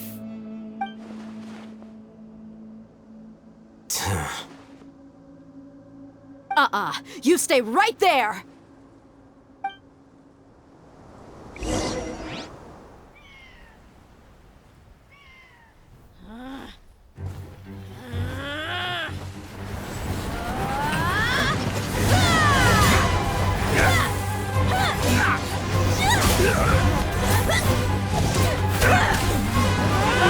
Flame! What do you think you're doing? Grandpa! Don't you see this blade here? You coward! Why are your hands shaking? Wait a second! It's a earthquake! Grandpa!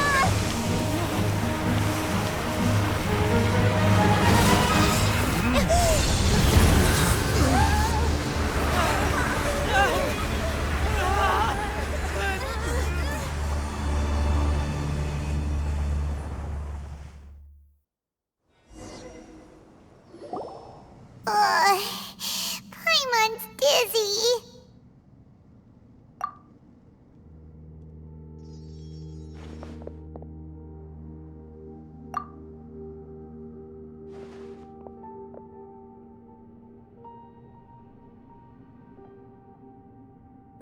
This day's going just great.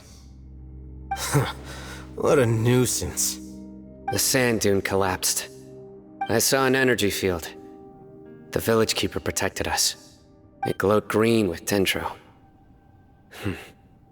Just like you said, it may well have been the remains of Lesser Lord Kusanali's power inside the scholar's body.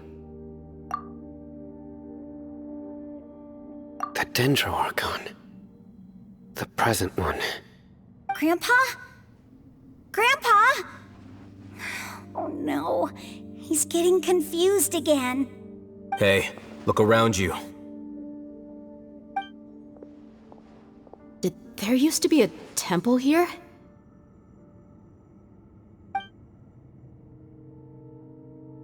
It seems that when the sand dune collapsed, it exposed these underground structures. The symbols on the gate belong to King Deshret's civilization. This structure must be ancient. Over time, the sandstorms completely buried it and left it in the state we see now. It could have been an underground palace in the distant past. Oh, a miracle. Praise King Deshret! What's he doing here? And his men too? They must have fallen down here with us. Pretty lucky if you ask me.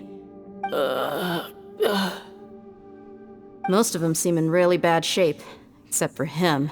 He got off lightly. Mind your head. No, this isn't the time for conflict. Our exalted lord has shown us the way to his sacred palace. He's not actually gonna go in there, is he? As it happens, I want to take a look inside too. What are you doing? Don't you think it's curious? 1 minute, Lesser Lord Kusanali's power protects us from harm, and the next, remnants of King Deshret's civilization appear. 2 major deities are vying to showcase their power to us. It would be a shame not to witness them both. Paimon thought you weren't interested in gods. Indeed. In my view, gods are just a higher form of living being, or creature, you could say. New discoveries are always worth investigating. Whether they have anything to do with gods is neither here nor there. Rahman, what are you gonna do about your men? I'll just let them lay here. King Deshret will take care of his people. Right now, I'm going inside.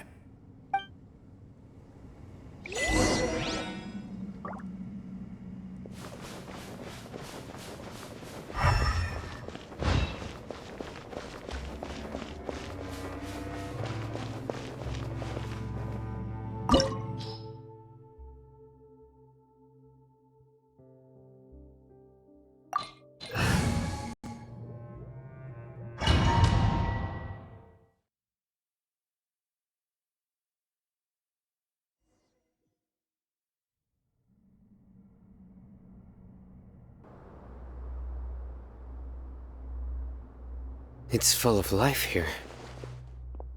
This defies comprehension. It looked completely desolate from the outside. Yet, it flows with energy inside. Yeah, and there's so many plants. It's so pretty. Sir Rahman. Huh? Me? Do you see another Rahman here? Are you mocking me? What do you mean, sir? Interpret it however you want, but there's something I'd like to draw your attention to. While this structure is clearly left over from King Deshret's civilization, the energy that flows in here is that of the Dendro Archon. Whatever you say. It's not like I have a vision. There's nothing to be angry about. Think of this as an academic journey. It does seem kind of strange. If that's true, then we might have to explore this whole area to find an explanation.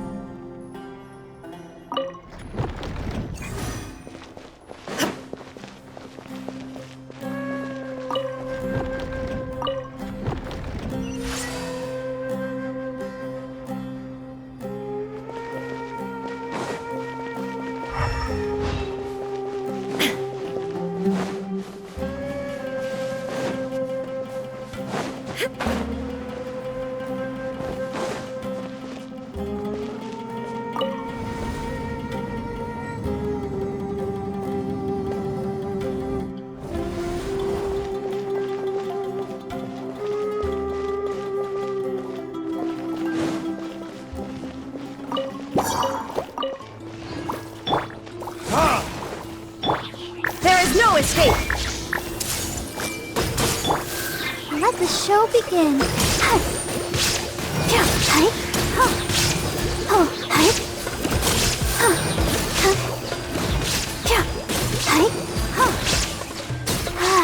Keep going.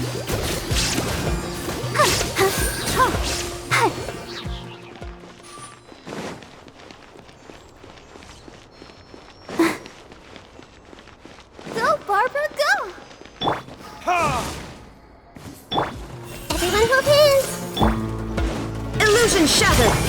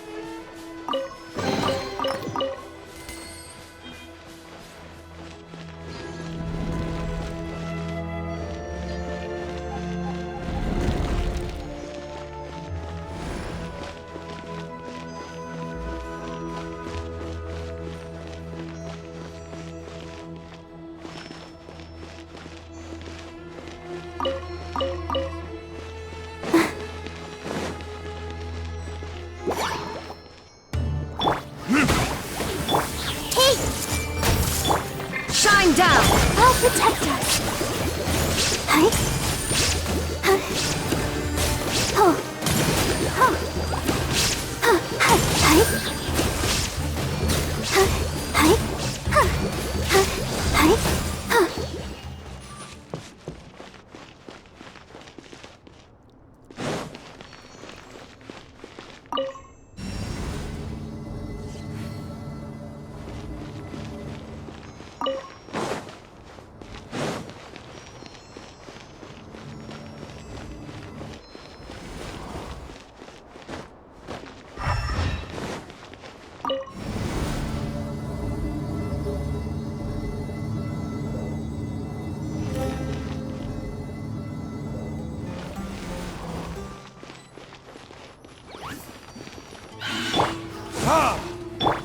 Everyone hold hands!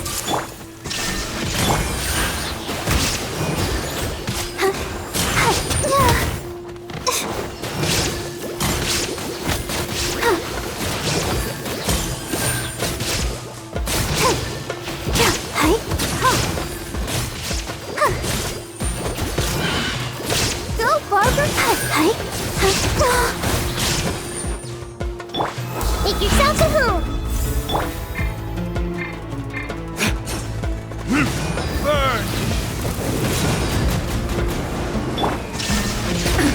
Absurd!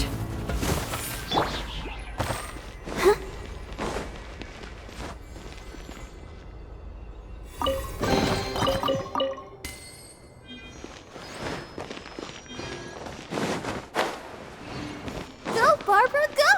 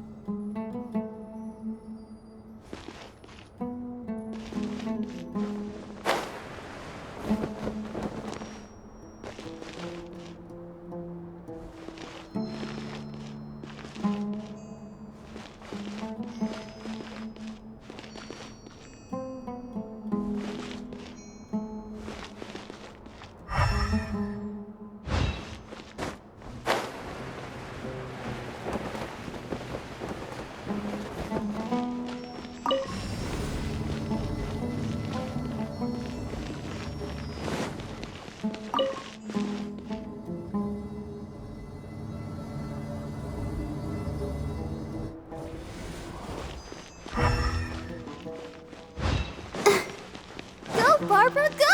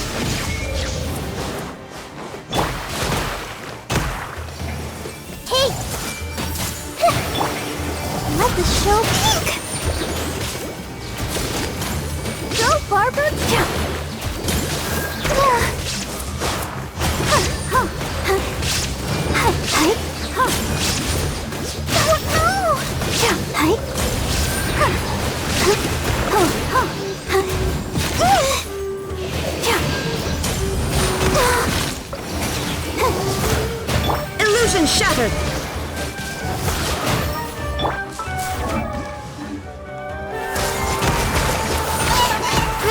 Roll!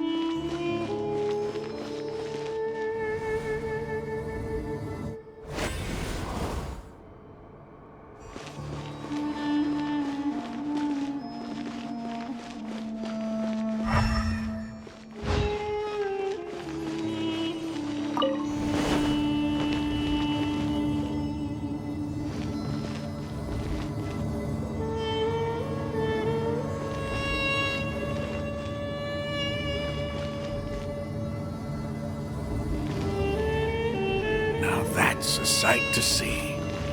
King Deshret's splendor surrounds us. There's so much vegetation here. It's different than what I expected. Sure are a lot of plants for a desert. That's what I call divine providence of King Deshret.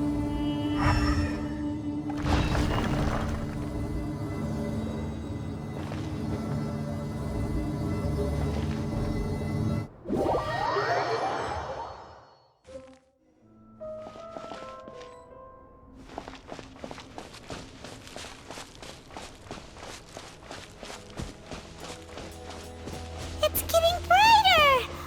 Oh, it looks so beautiful!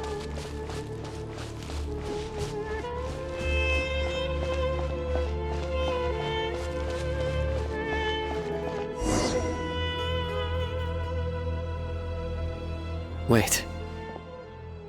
What's that?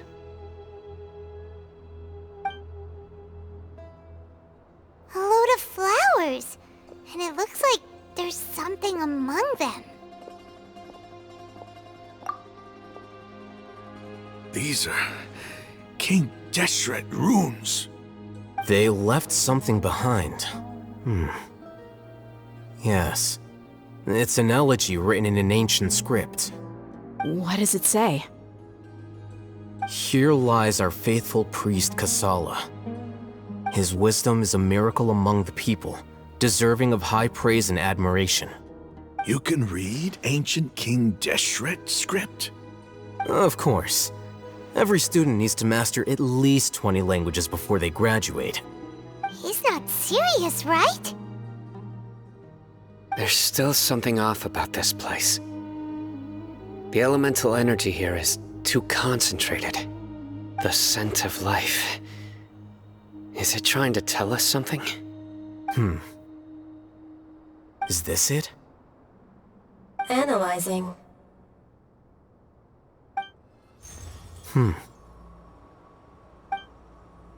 There seems to be a hidden message among these skeletal remains. Excellent. There's a device from King Deshret's civilization in this gravesite. I'll transmit the information over and project it for everyone to see.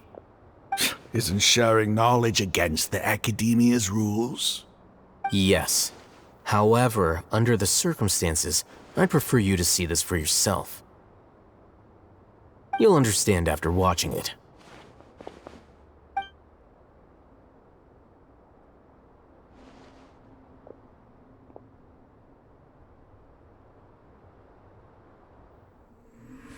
Civilization is born of knowledge.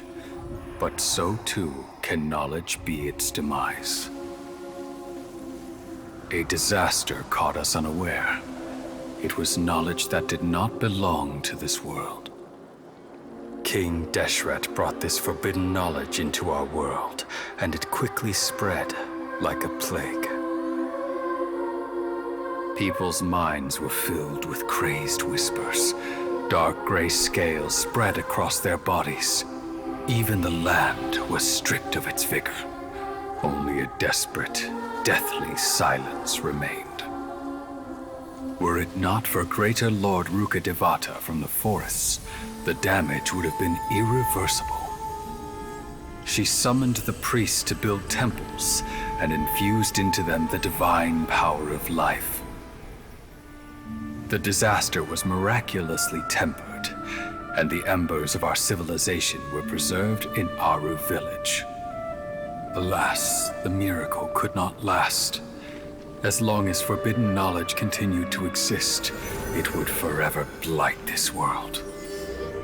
In the end, the proud king of the desert, my eternal lord, chose to sacrifice himself. I have spent my whole life since guarding one of these many temples. But now, my duty is coming to an end. As I close my eyes for the final time, the sight of that noble deity will appear in my vision once more.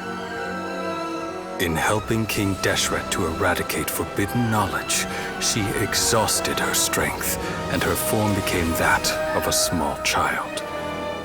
How strange. Now that I think of her, I no longer have any fear of death, for I sense that the spirit of life will abide with me during my eternal sleep. Children of the desert, cling no longer to past grievances, but hold tight to the memory of this act of benevolence. What was that? The priest's memories. No, impossible. Greater Lord Rukkhadevata. So the former Dendro Archon and King Deshret were never enemies at all. But this doesn't make any sense. The Dendro Archon's followers, they're clearly... Was that the former Dendro Archon? She became so tiny in the end.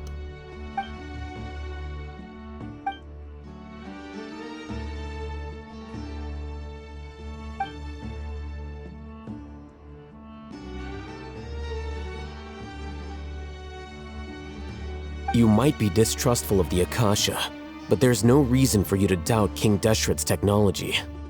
You've just witnessed his priest's last words. I've never heard about any of this before. The surviving followers of King Deshret all gathered in Aru village. Our god did not make mistakes. We refused to believe any of the rumors. King Deshret's death, the all but total annihilation of our civilization. It was all Greater Lord Rukkhadevata's doing. We saw her as nothing more than a traitor, who stabbed us in the back in our moment of crisis. Just like us humans. Fighting, feuding, double-crossing each other to survive in the desert. You were blinded by your prejudice.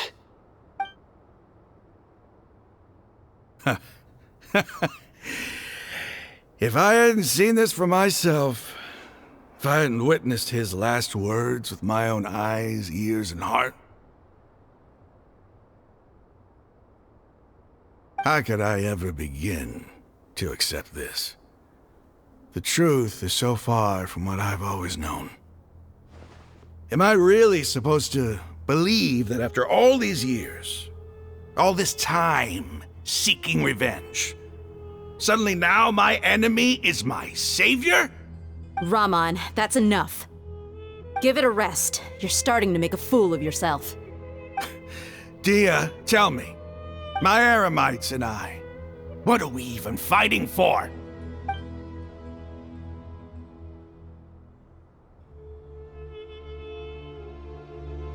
Hey, how you doing? I'll live. Thanks. I should probably go. Can't just stay here forever. What's your next move gonna be?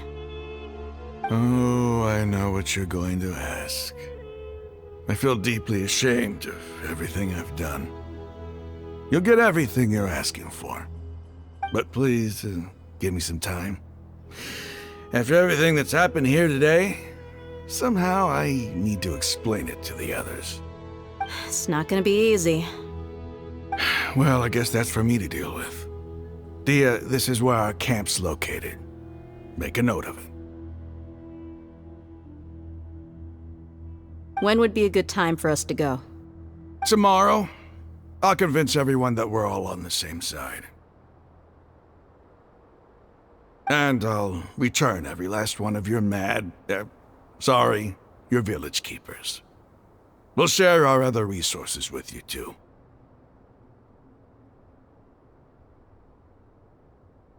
You seem to finally understand that our true enemy is the sages. Yes. The gods never gave up on anyone. It's the people responsible for all this that need to face the consequences of their actions. That must have been rough, but he seems to have figured things out now. Ramon's no fool. Being the leader of your own faction in the desert is no easy feat. It's too bad he was held back by his belief in King Deshret, but now that that's changed, I guess we have a few more people on our side. The outcome, at least, is favorable. We should get going too. Let's head back, have a proper meal, and a nice, long sleep. We'll need all our energy tomorrow.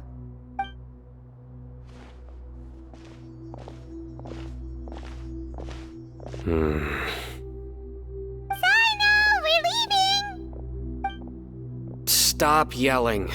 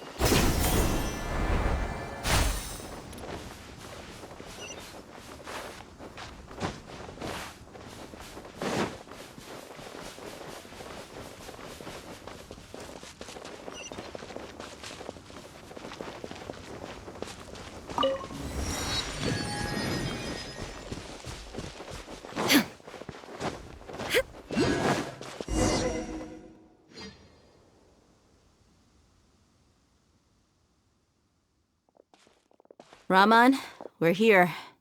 Everything's been arranged. Someone will bring the village keepers back to Aru village shortly. I guess all I can say now is, thanks for agreeing to help. Don't mention it. I think we can both agree you went to hell and back for it.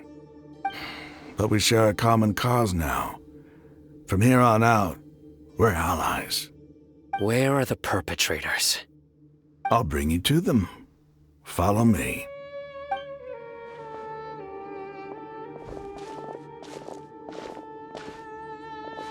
So these are the people who kidnapped the village keepers. Oh no, it's the scribe! There's no need to yell. No one can help you now. We've been all over the desert trying to find you! That's right.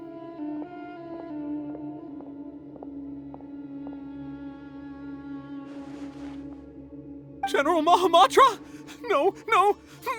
Make it quick, please! Swift and painless! Whoa. The moment they set eyes on Sino, they turned pale like they've seen a ghost!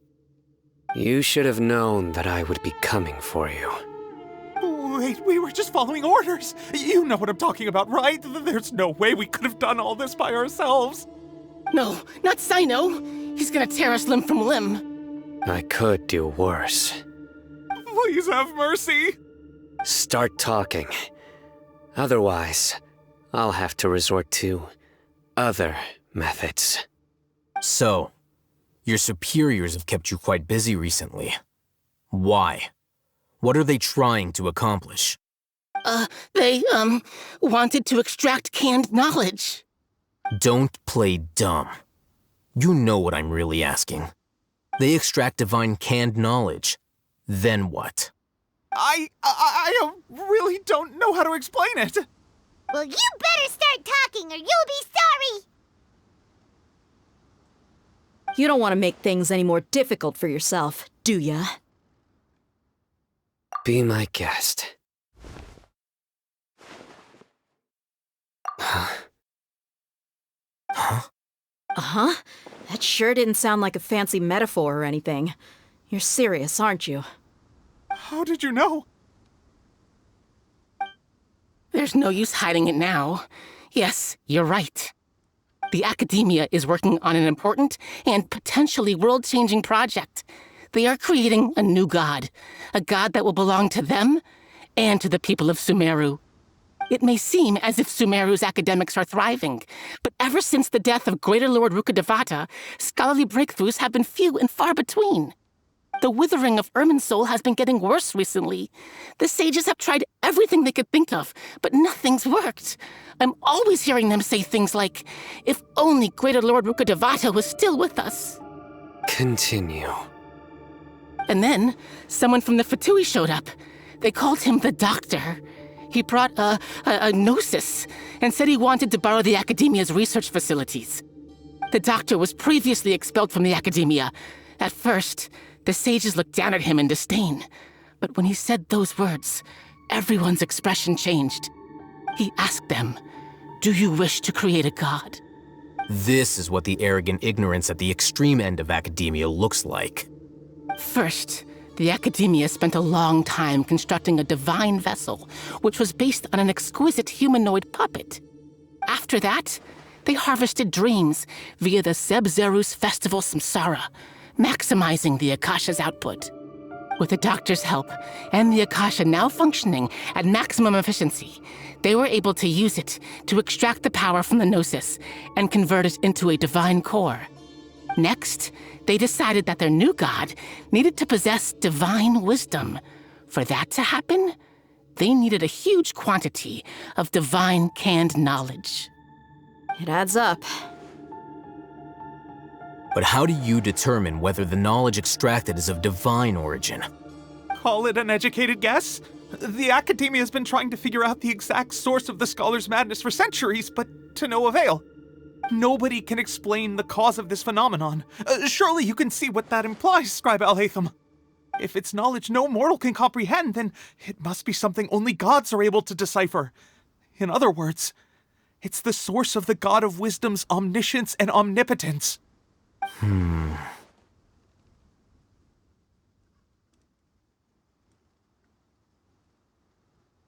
You must have noticed by now. The Academia doesn't care about who their god is. It's the ability to exercise control over knowledge and wisdom that matters. It is as if they are cursed with a desire for omniscience and omnipotence that burns in their blood. Some organisms demonstrate phototaxis, and thus orient their entire lives in respect to sources of light. For the sages, their only source of hope is the existence of a deity who embodies the acme of wisdom. This is but a form of phototaxis. For many scholars, the absence of a god of wisdom means stumbling in the darkness for the duration of their lives. Then what does Lesser Lord Kusanali mean to you? Is she not a true god present in this world?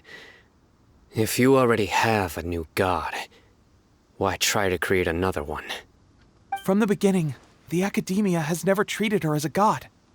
When the Academia first discovered Lesser Lord Kusanali, the newborn god of wisdom, the sages hoped that she would be as wise as Greater Lord Rukkhadevata. But upon evaluation, they found that at the time she possessed no more intelligence than any ordinary human child.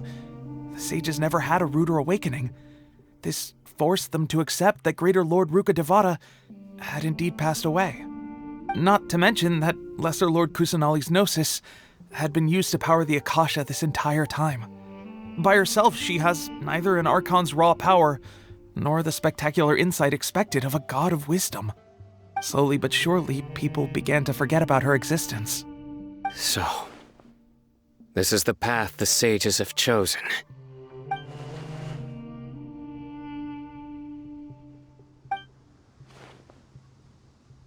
All right, let's try to keep our cool.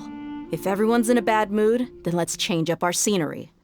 Raman, give me a few men to help us escort the village keepers back to the village. And these two scholars, they're coming too.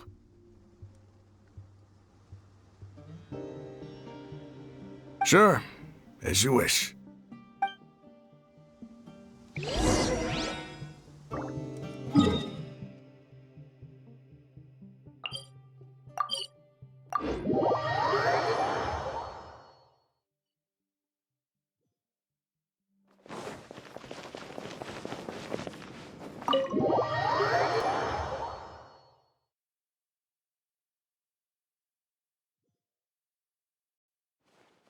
The village keepers you found have all been returned to their homes, and each one has a dedicated caregiver to look after them.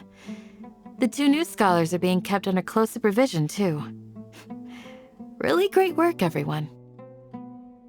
The atmosphere is so heavy.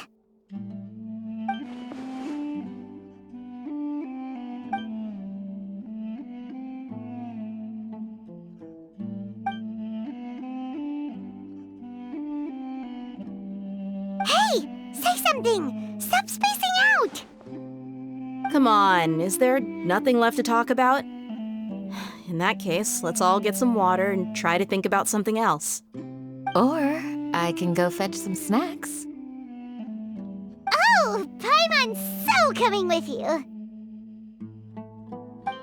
Do you have any plans, Traveler? Gods above, you're not talking about work, are you? So you were still withholding some information?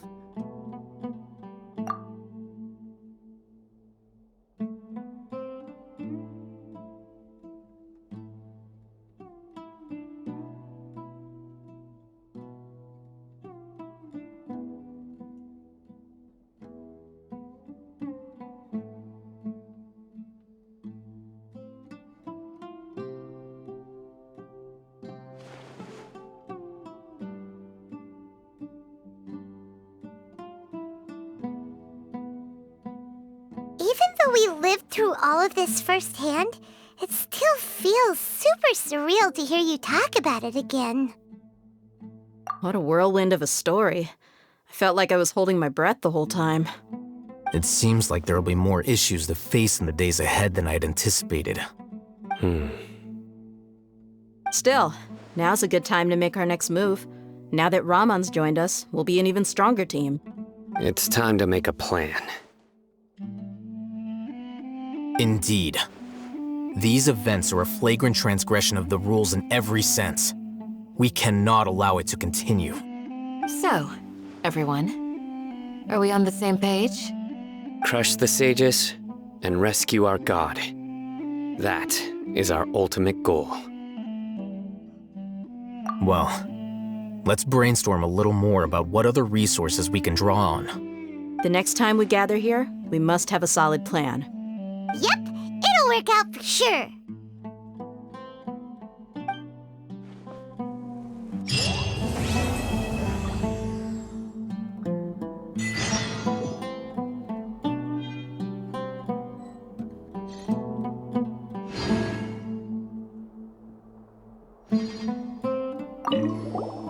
Don't rush. This is a big undertaking, and the planning and preparation for what lies ahead will no doubt take some time. Take it slowly. We need to make sure the plan is as effective as possible. He's starting to read his book again. Hey, are you even listening? Would you like me to lend you something to read? No way! Your books aren't quite to Paimon's tastes. I was joking. I know my books are far too difficult for you, and I have no intention of lending them out.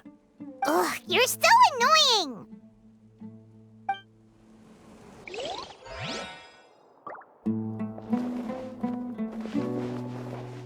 You must let me know if there's anything I can do to help. Though I cannot leave Auber Village, I can't help but feel stirred when I see the looks in your eyes. I've never felt as roused as this when fighting alone in the past.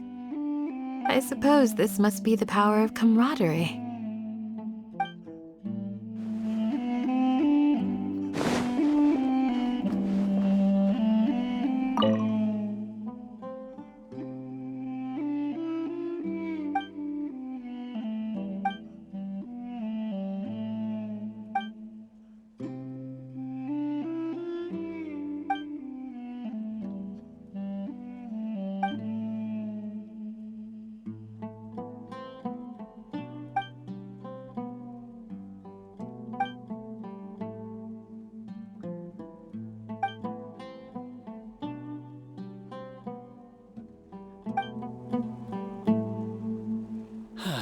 Your memory is The past few days have been some of the most challenging work I've ever taken on, and none of it'll earn me a single Mora.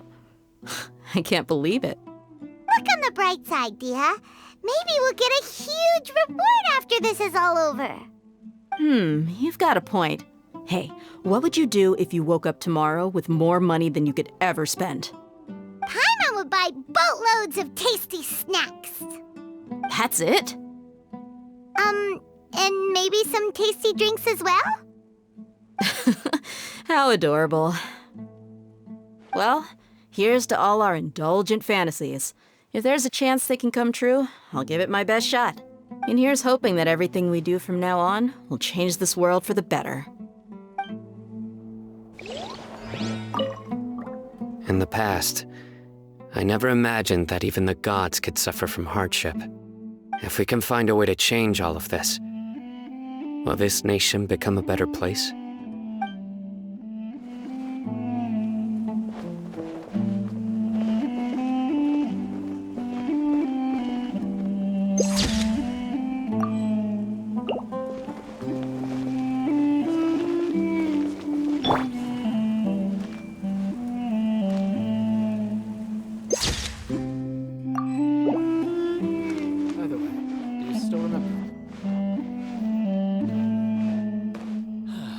Your